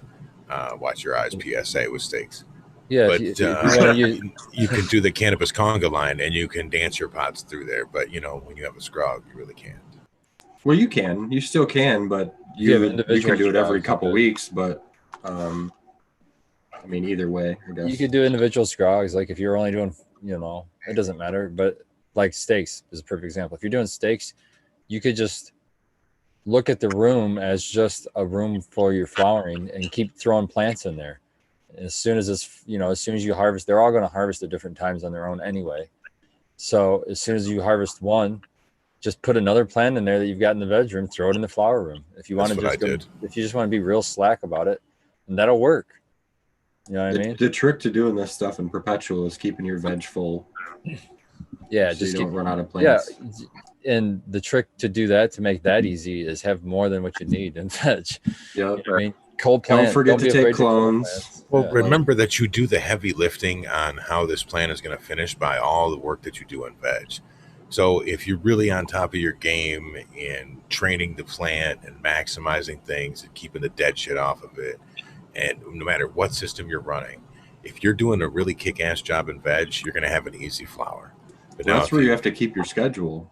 That's where you got to keep your cloning has to be every month if you want to flower every month, and you can't do one and forget to do the other one because then you'll run out of plants. Everybody that's ran perpetuals ran into that before. The one tip I would use, though, is if you're going to have multiple lights in your flower room, I would really push towards monocropping. You know what I mean? Because you can get your variety with that second light. You can harvest once a month. But monocropping is going to make your life so much fucking easier, because now you're not really dealing with really different plant growth rates and trying to manage a canopy of with different strains that might like different light intensities or different feedings. 2 lights equals 2 rooms too. You could do it that way, where you could say, okay, I'm going to have Yeah. a flower room A and a flower room B, and that's how I'm going to get down.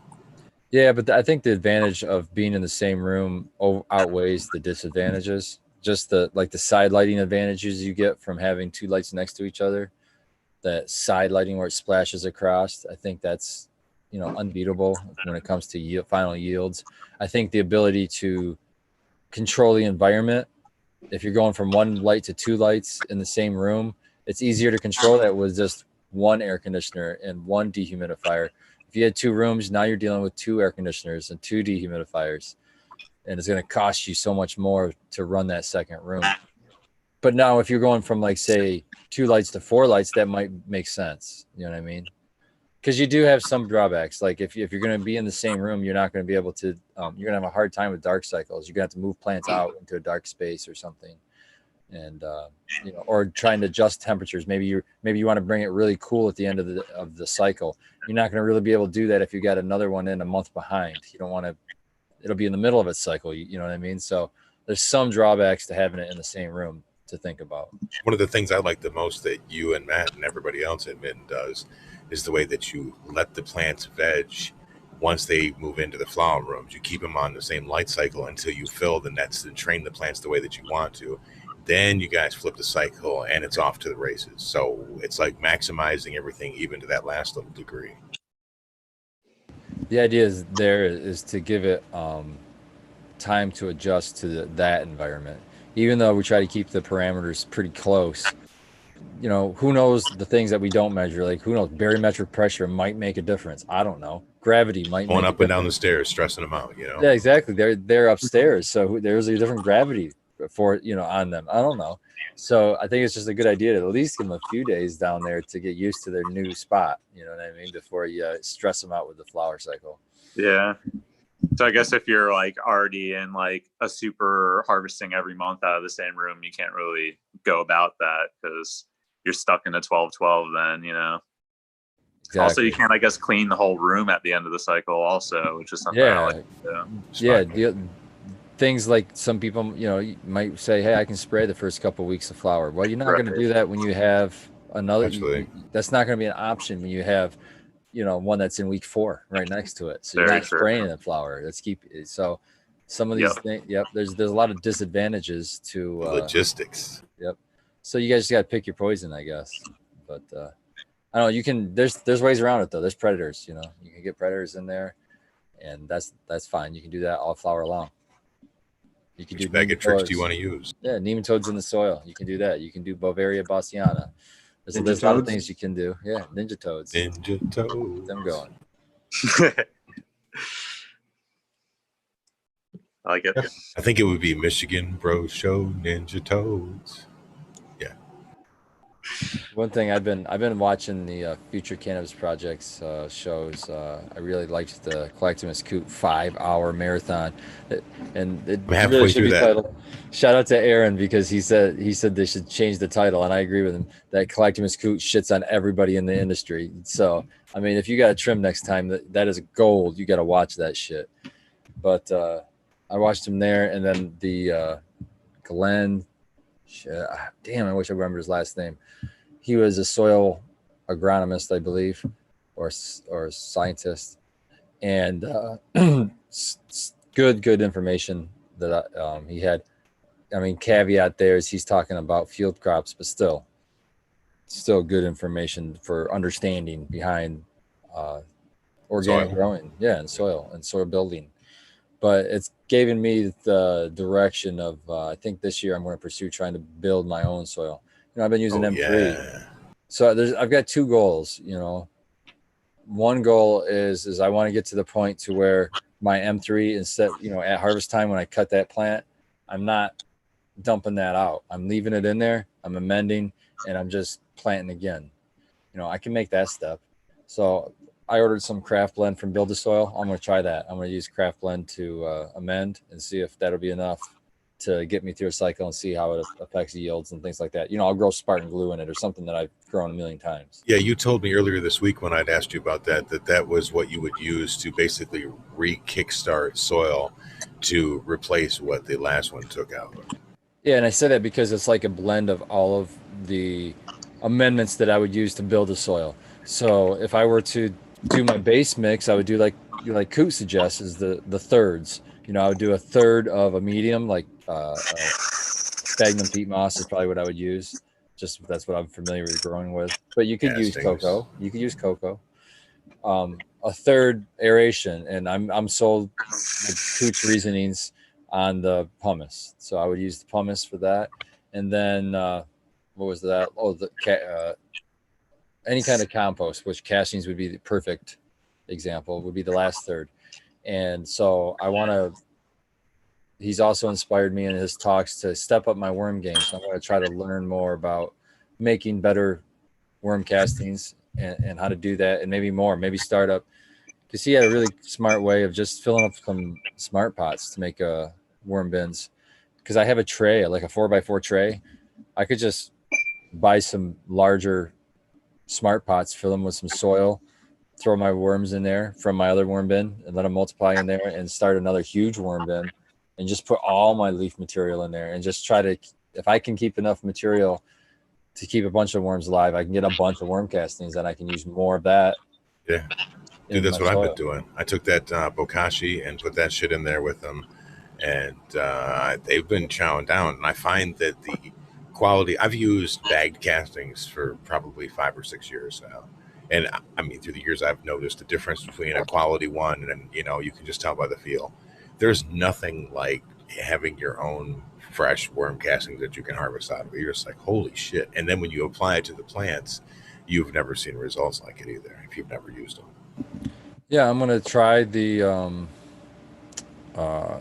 craft blend in my worm castings too. I'm gonna run that through the worm cast. Why not? You know what I mean? So so then when I do, apply my worm castings, I'm re-amending at the same time with all my minerals. I added oyster shell to mine this week after we talked about that, adding calcium. Yeah, it's perfect. You can just top dress that oyster shell. It'll work its way down through the soil as you water. It's like because it's so fine, it'll the water will push it right through the soil.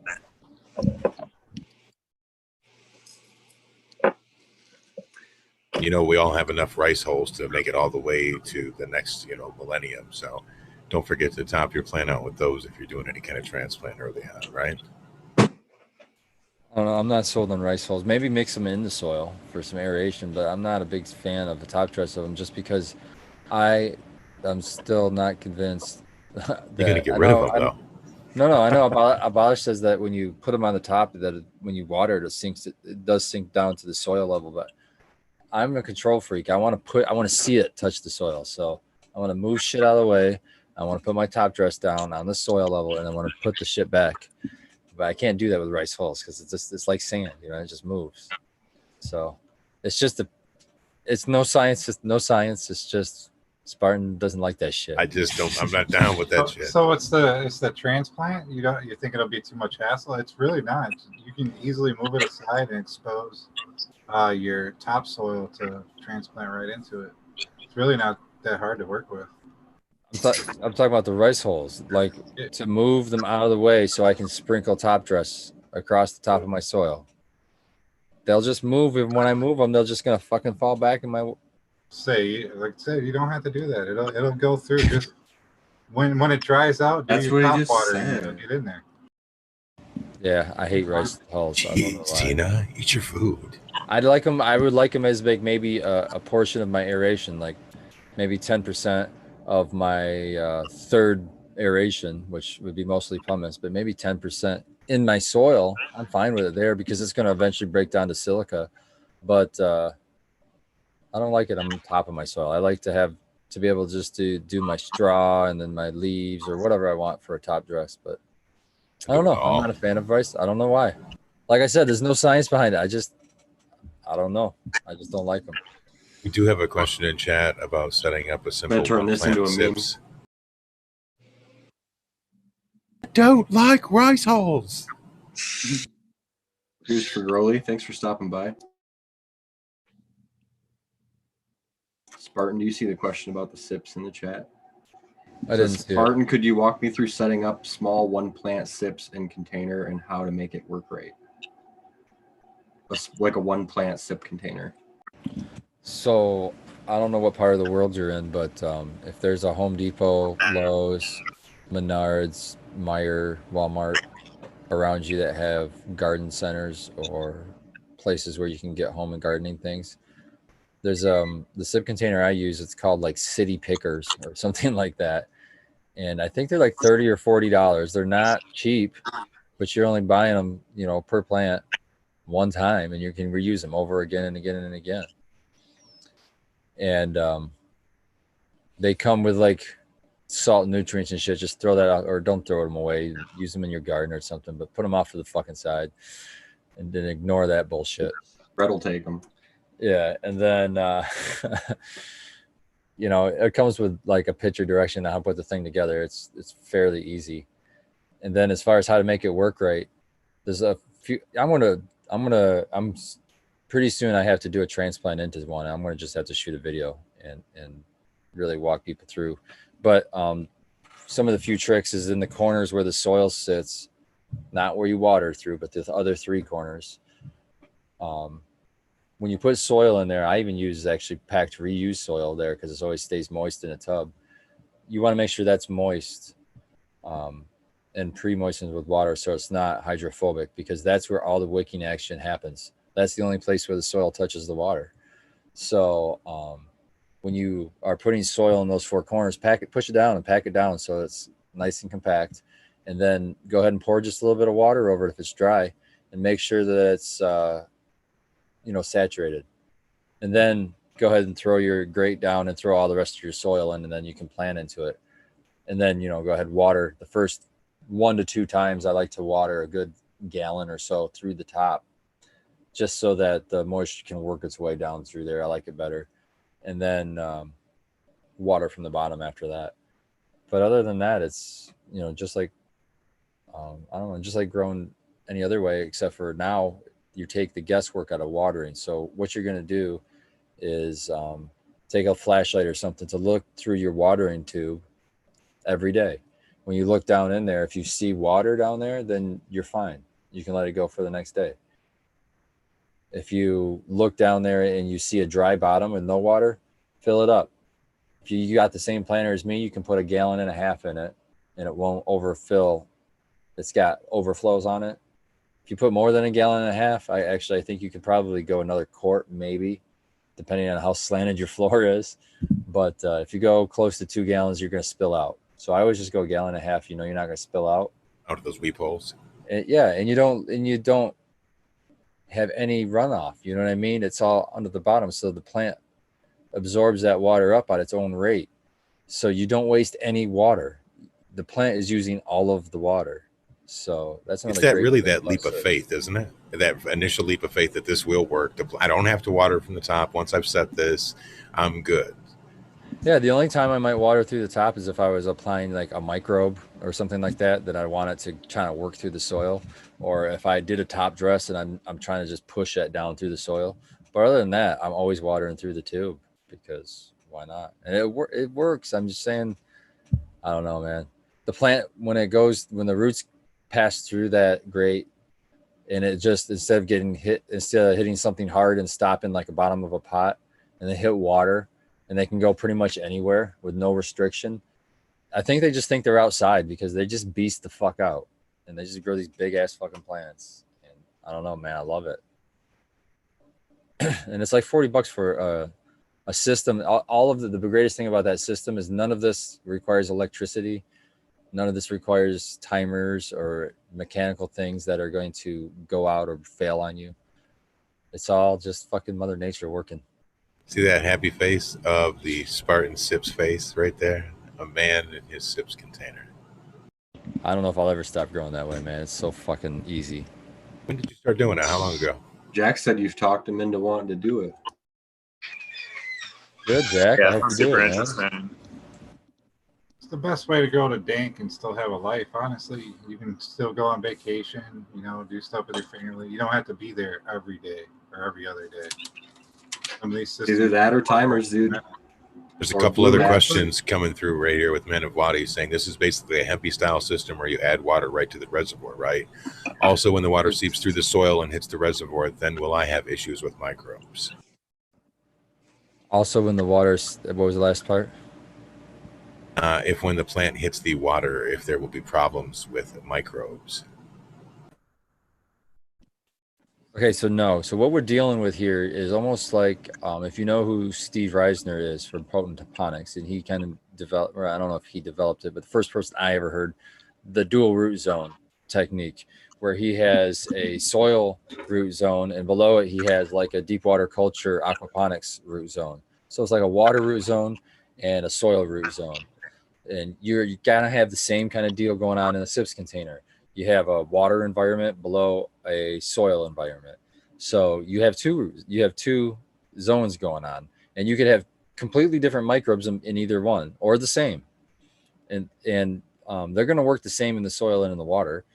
So if it's it's a positive thing for the plant in the soil, it's going to be a positive thing in the water. The reason I said when I was telling you how to water with those to let it go dry is to make sure that you have a lot of oxygen down there. It's another advantage of a SIP container is just like with a smart pot with the air around the outside, helping with the rooting. You have the same kind of air layer above the water layer between the soil. So you have extra air in your root zone, which helps. So with the two root zones, it's actually beneficial. So you can have microbes in your water res, and you can have microbes in your soil. And they can travel back and forth between the two of them or through the roots themselves, with the rhizophagy or whatever they call those bacteria. They can travel right through the roots and pop out another one, What about using rice hulls? I'm not a big fan of rice hulls unless you mix it in the soil. Rice hole gang. Not a big fan of topping the soil with them. Why gotta be such a rice hole, man? Getting dude. water in that setup. I can't love everything, so I'll reserve my hate for rice holes as a top. If everything gets the Spartan seal of approval, it diminishes the power of the seal. Pardon, is that straight water in that setup, or are you giving them liquid food also? Most of the time. So the majority of the time, I'm giving them water. Yep. I do pH the water. People think that's strange, but I'm pHing it for the reason that, and I might have said this before on the show, I'm not sure, but I've come to the realization that yes, I know that the microbes do or can adjust pH 100%. But when I learned how they do that, you know, they have to like expand hydrogen to increase the potential hydrogen, or, you know, it costs them energy to do so. So why not put it in the right range and not have them have to use that energy to do that, and let them just continue to do what you want them to do, and that's solubilize nutrients in the soil for your plant. So that's my theory on it. And I've always, once I started pHing, I feel like my plants look better. I don't have a metric. I haven't noticed a gigantic leap in, you know, this or that. But so when you say that you're pHing, are you using pH up and pH down, and do you ever worry about microbes and killing them or anything like that?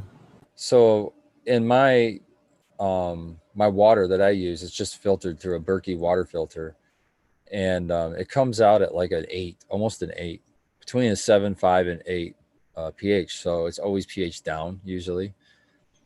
I found that Alaskan fish fertilizer is super acidic. Your shit will be 5.4 before you know it. Dude, so acidic. So in like a 5-gallon bucket, I can put a few drops, you know, I just pour it out because it's so foul smelling. I don't even want to put my little drip, or, you know, my little, whatever you call it, pipette. I don't want to put my little pipette in there because it's so fucking thick and disgusting. It just smells up the whole room, right? So I just do a little quick, you know, one of these, and gotten pretty good. I mean, I don't like to be in a range. I'm just trying to help them out. I don't have to be perfect with this. So I want to be as, what I consider perfect for me, what I found is like perfect is 6.6.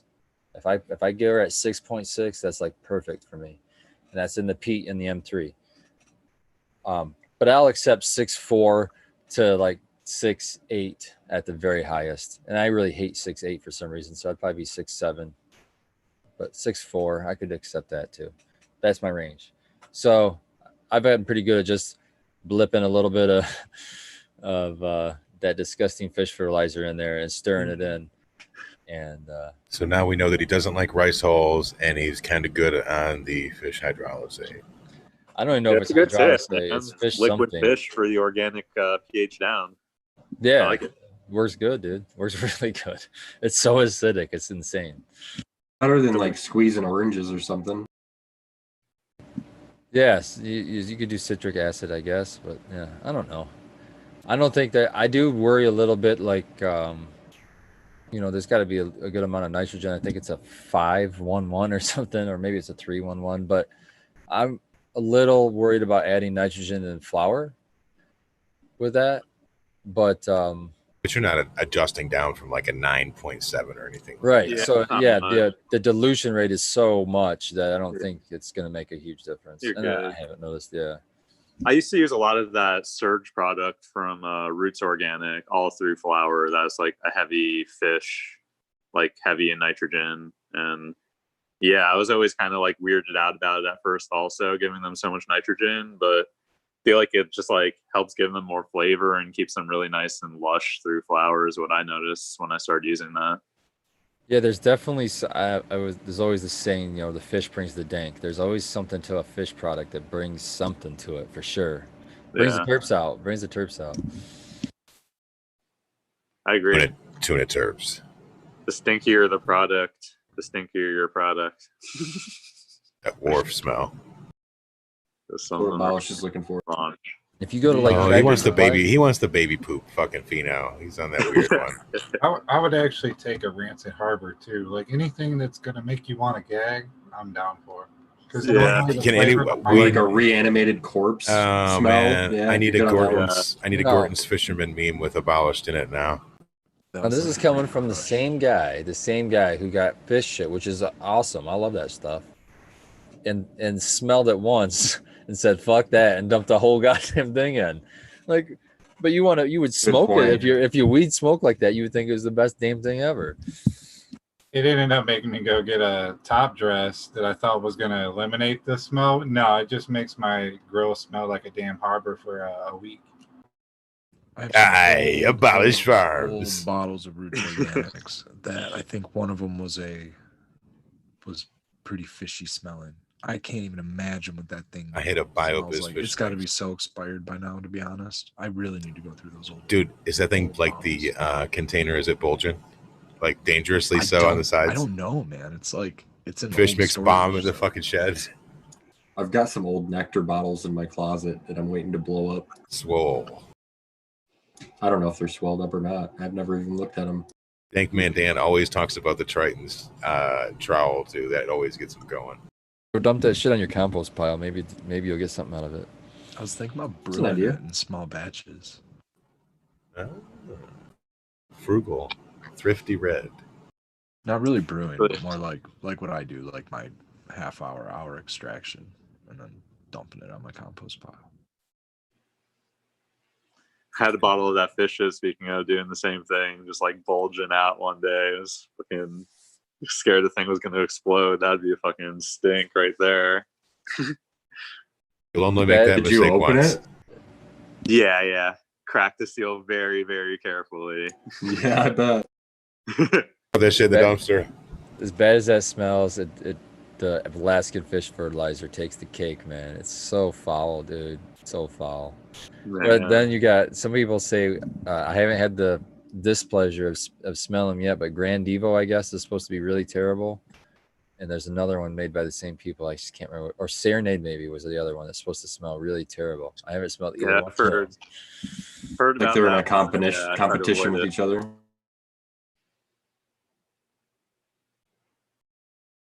Well, guys, it's 10:59, so I guess we should roll into our final shout outs and then get the hell out of here.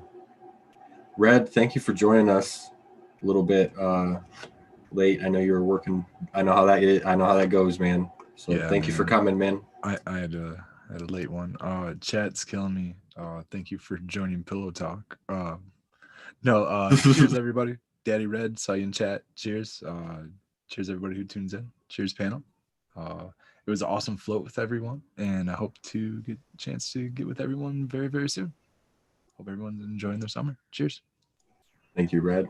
Abolish. I hope you clip the pillow talk. For Spartan, where can everyone find you, bro? I mean, on Instagram at Spartan Grown or at Mitten Canico, or on YouTube at the GML show, or the Growing with My Fellow Grower show, or the Michigan Bros Grow show. This is my favorite show right here. Everybody knows. Or Thank did you, I? man. I don't think I missed anybody. Whatever. Or other random shows Whatever. that I sometimes. I'll mention you in another Spartan's show. everywhere, dude. I'm gonna have to have you on the late sesh Monday nights at 11 p.m. live. He has been staying up. I think he has an open invitation. Anytime he wants to join the late sesh, he's definitely can get those digits. He's Bro. a lot more likely to see Spartan in the late late sesh than the early Wake and Bake show. Yeah, by a I lot. know it is. It A is lot. A lot. It By is. a His late lot. sesh army. He's there. That's Hey. all you in chat that are part of the late sesh gang hangout. Not Monday to- nights at 11 p.m. Eastern Standard Time. Come by, say hi, get on. Not to extend this for too long, but is there any news on any kind of a upcoming event, or is the next event going to be the turn-in, or is Probably. that's still up probably in the the air? turn in. We're working on Is it it still right the now. same date though? Yes. I just kind of want to know for work. I need notice, kind of a thing. So Yeah, same date. Yeah, as far as floats or anything like that, we got to wait on more notice from the governor and all that with rules. Roger. All right. Scobo, do you have anything you want to add, friend? Scobo1 on Instagram, Scobo17 on here. Next time you can hang out is tomorrow night, 11 p.m. on the late sesh. Come by, say hi, get high, and see Spartan Grown. Kick it with us until his bedtime. And then Red and I will fly solo into the night skies. Thank you, guys. Yeti Stash, thank you for joining us, man. We need to link up so I can get some more of your Yeti Stash. Yes, for sure, man. I'm down whenever, dude. I want to see how things are chugging along over at the greenhouse over there. Yeah, we should meet Looking there. very good. Look like they're all the plants are getting very comfortable. Thank you for joining us. Where can everyone find you? You can find me on Instagram at Yeti Stash. Yeah, and thank you guys very much for having me on. It was a pleasure. Hope to be able to join you guys again. Dude, you got the good vibes, man. Everybody notices. It's always good. And who doesn't want more hash mysteries solved? By your good friend Yeti Stash. Oh yeah, I appreciate it. Anyone with Stash in their name is always invited, man. Always. You know he'd be fun in the smoke circle. Oh, for sure. Thank you guys. Hell yeah, man. Pop in anytime at 10 o'clock for hash time. Righteous. Abolish to Miss C. Abolish Farms. You can find me on IG, YouTube, wherever you see MBGS Productions. I want to shout out to Pano, Yeti Stash, and all the Growskis that made it out to the float. Made it a success. It was a blast. Can't wait to see you guys at the next one. And may the Frugal Force be with you. You guys can catch me on Instagram at Miss Cantaloupe. Really looking forward to seeing everyone for the grow off turn in and getting to hang out some more. I know the float, I wasn't always next to certain people, so I didn't get to hang out as much as I wanted to. So I'm excited to get to like sit down Offended? and talk. Yeah, I mean, I hardly saw you, Sequence. I could just see this unicorn in the distance. No, it's awesome. So excited to hang out some more with you guys coming up next month. Majestically. That's what you mean. From afar, he looked majestic. Absolutely. Word his white stallion. Special thank you, Abolished, for recording video and editing that and all of that stuff for the float. That was super cool. I can't believe we forgot to talk about how we had to wait for fucking, seemed like an hour for the rest of everybody to catch up, and then we had to wait across the river against that crazy current to catch up, and then like we just kind of rammed right into us. We had to like catch everyone. I was gonna say Sequence had an advantage with that shiny horn on the front. He was all aerodynamic and shit, just flying down the river. It's a lot more It's like probably catching a lot of wind. Yeah. Dude, next time if Narwhal makes it, you know what it's going to be, right? He's going to have the inflatable Narwhal out there. Thinkman Dan says it was called the Unican. Guys, thank you for watching. We really, really appreciate it. Check us out on the Wake and Bake Show. Thursdays, 6 in the morning. The late sesh, Mondays at 11. The Wake and Bake, Thursdays, 6 a.m.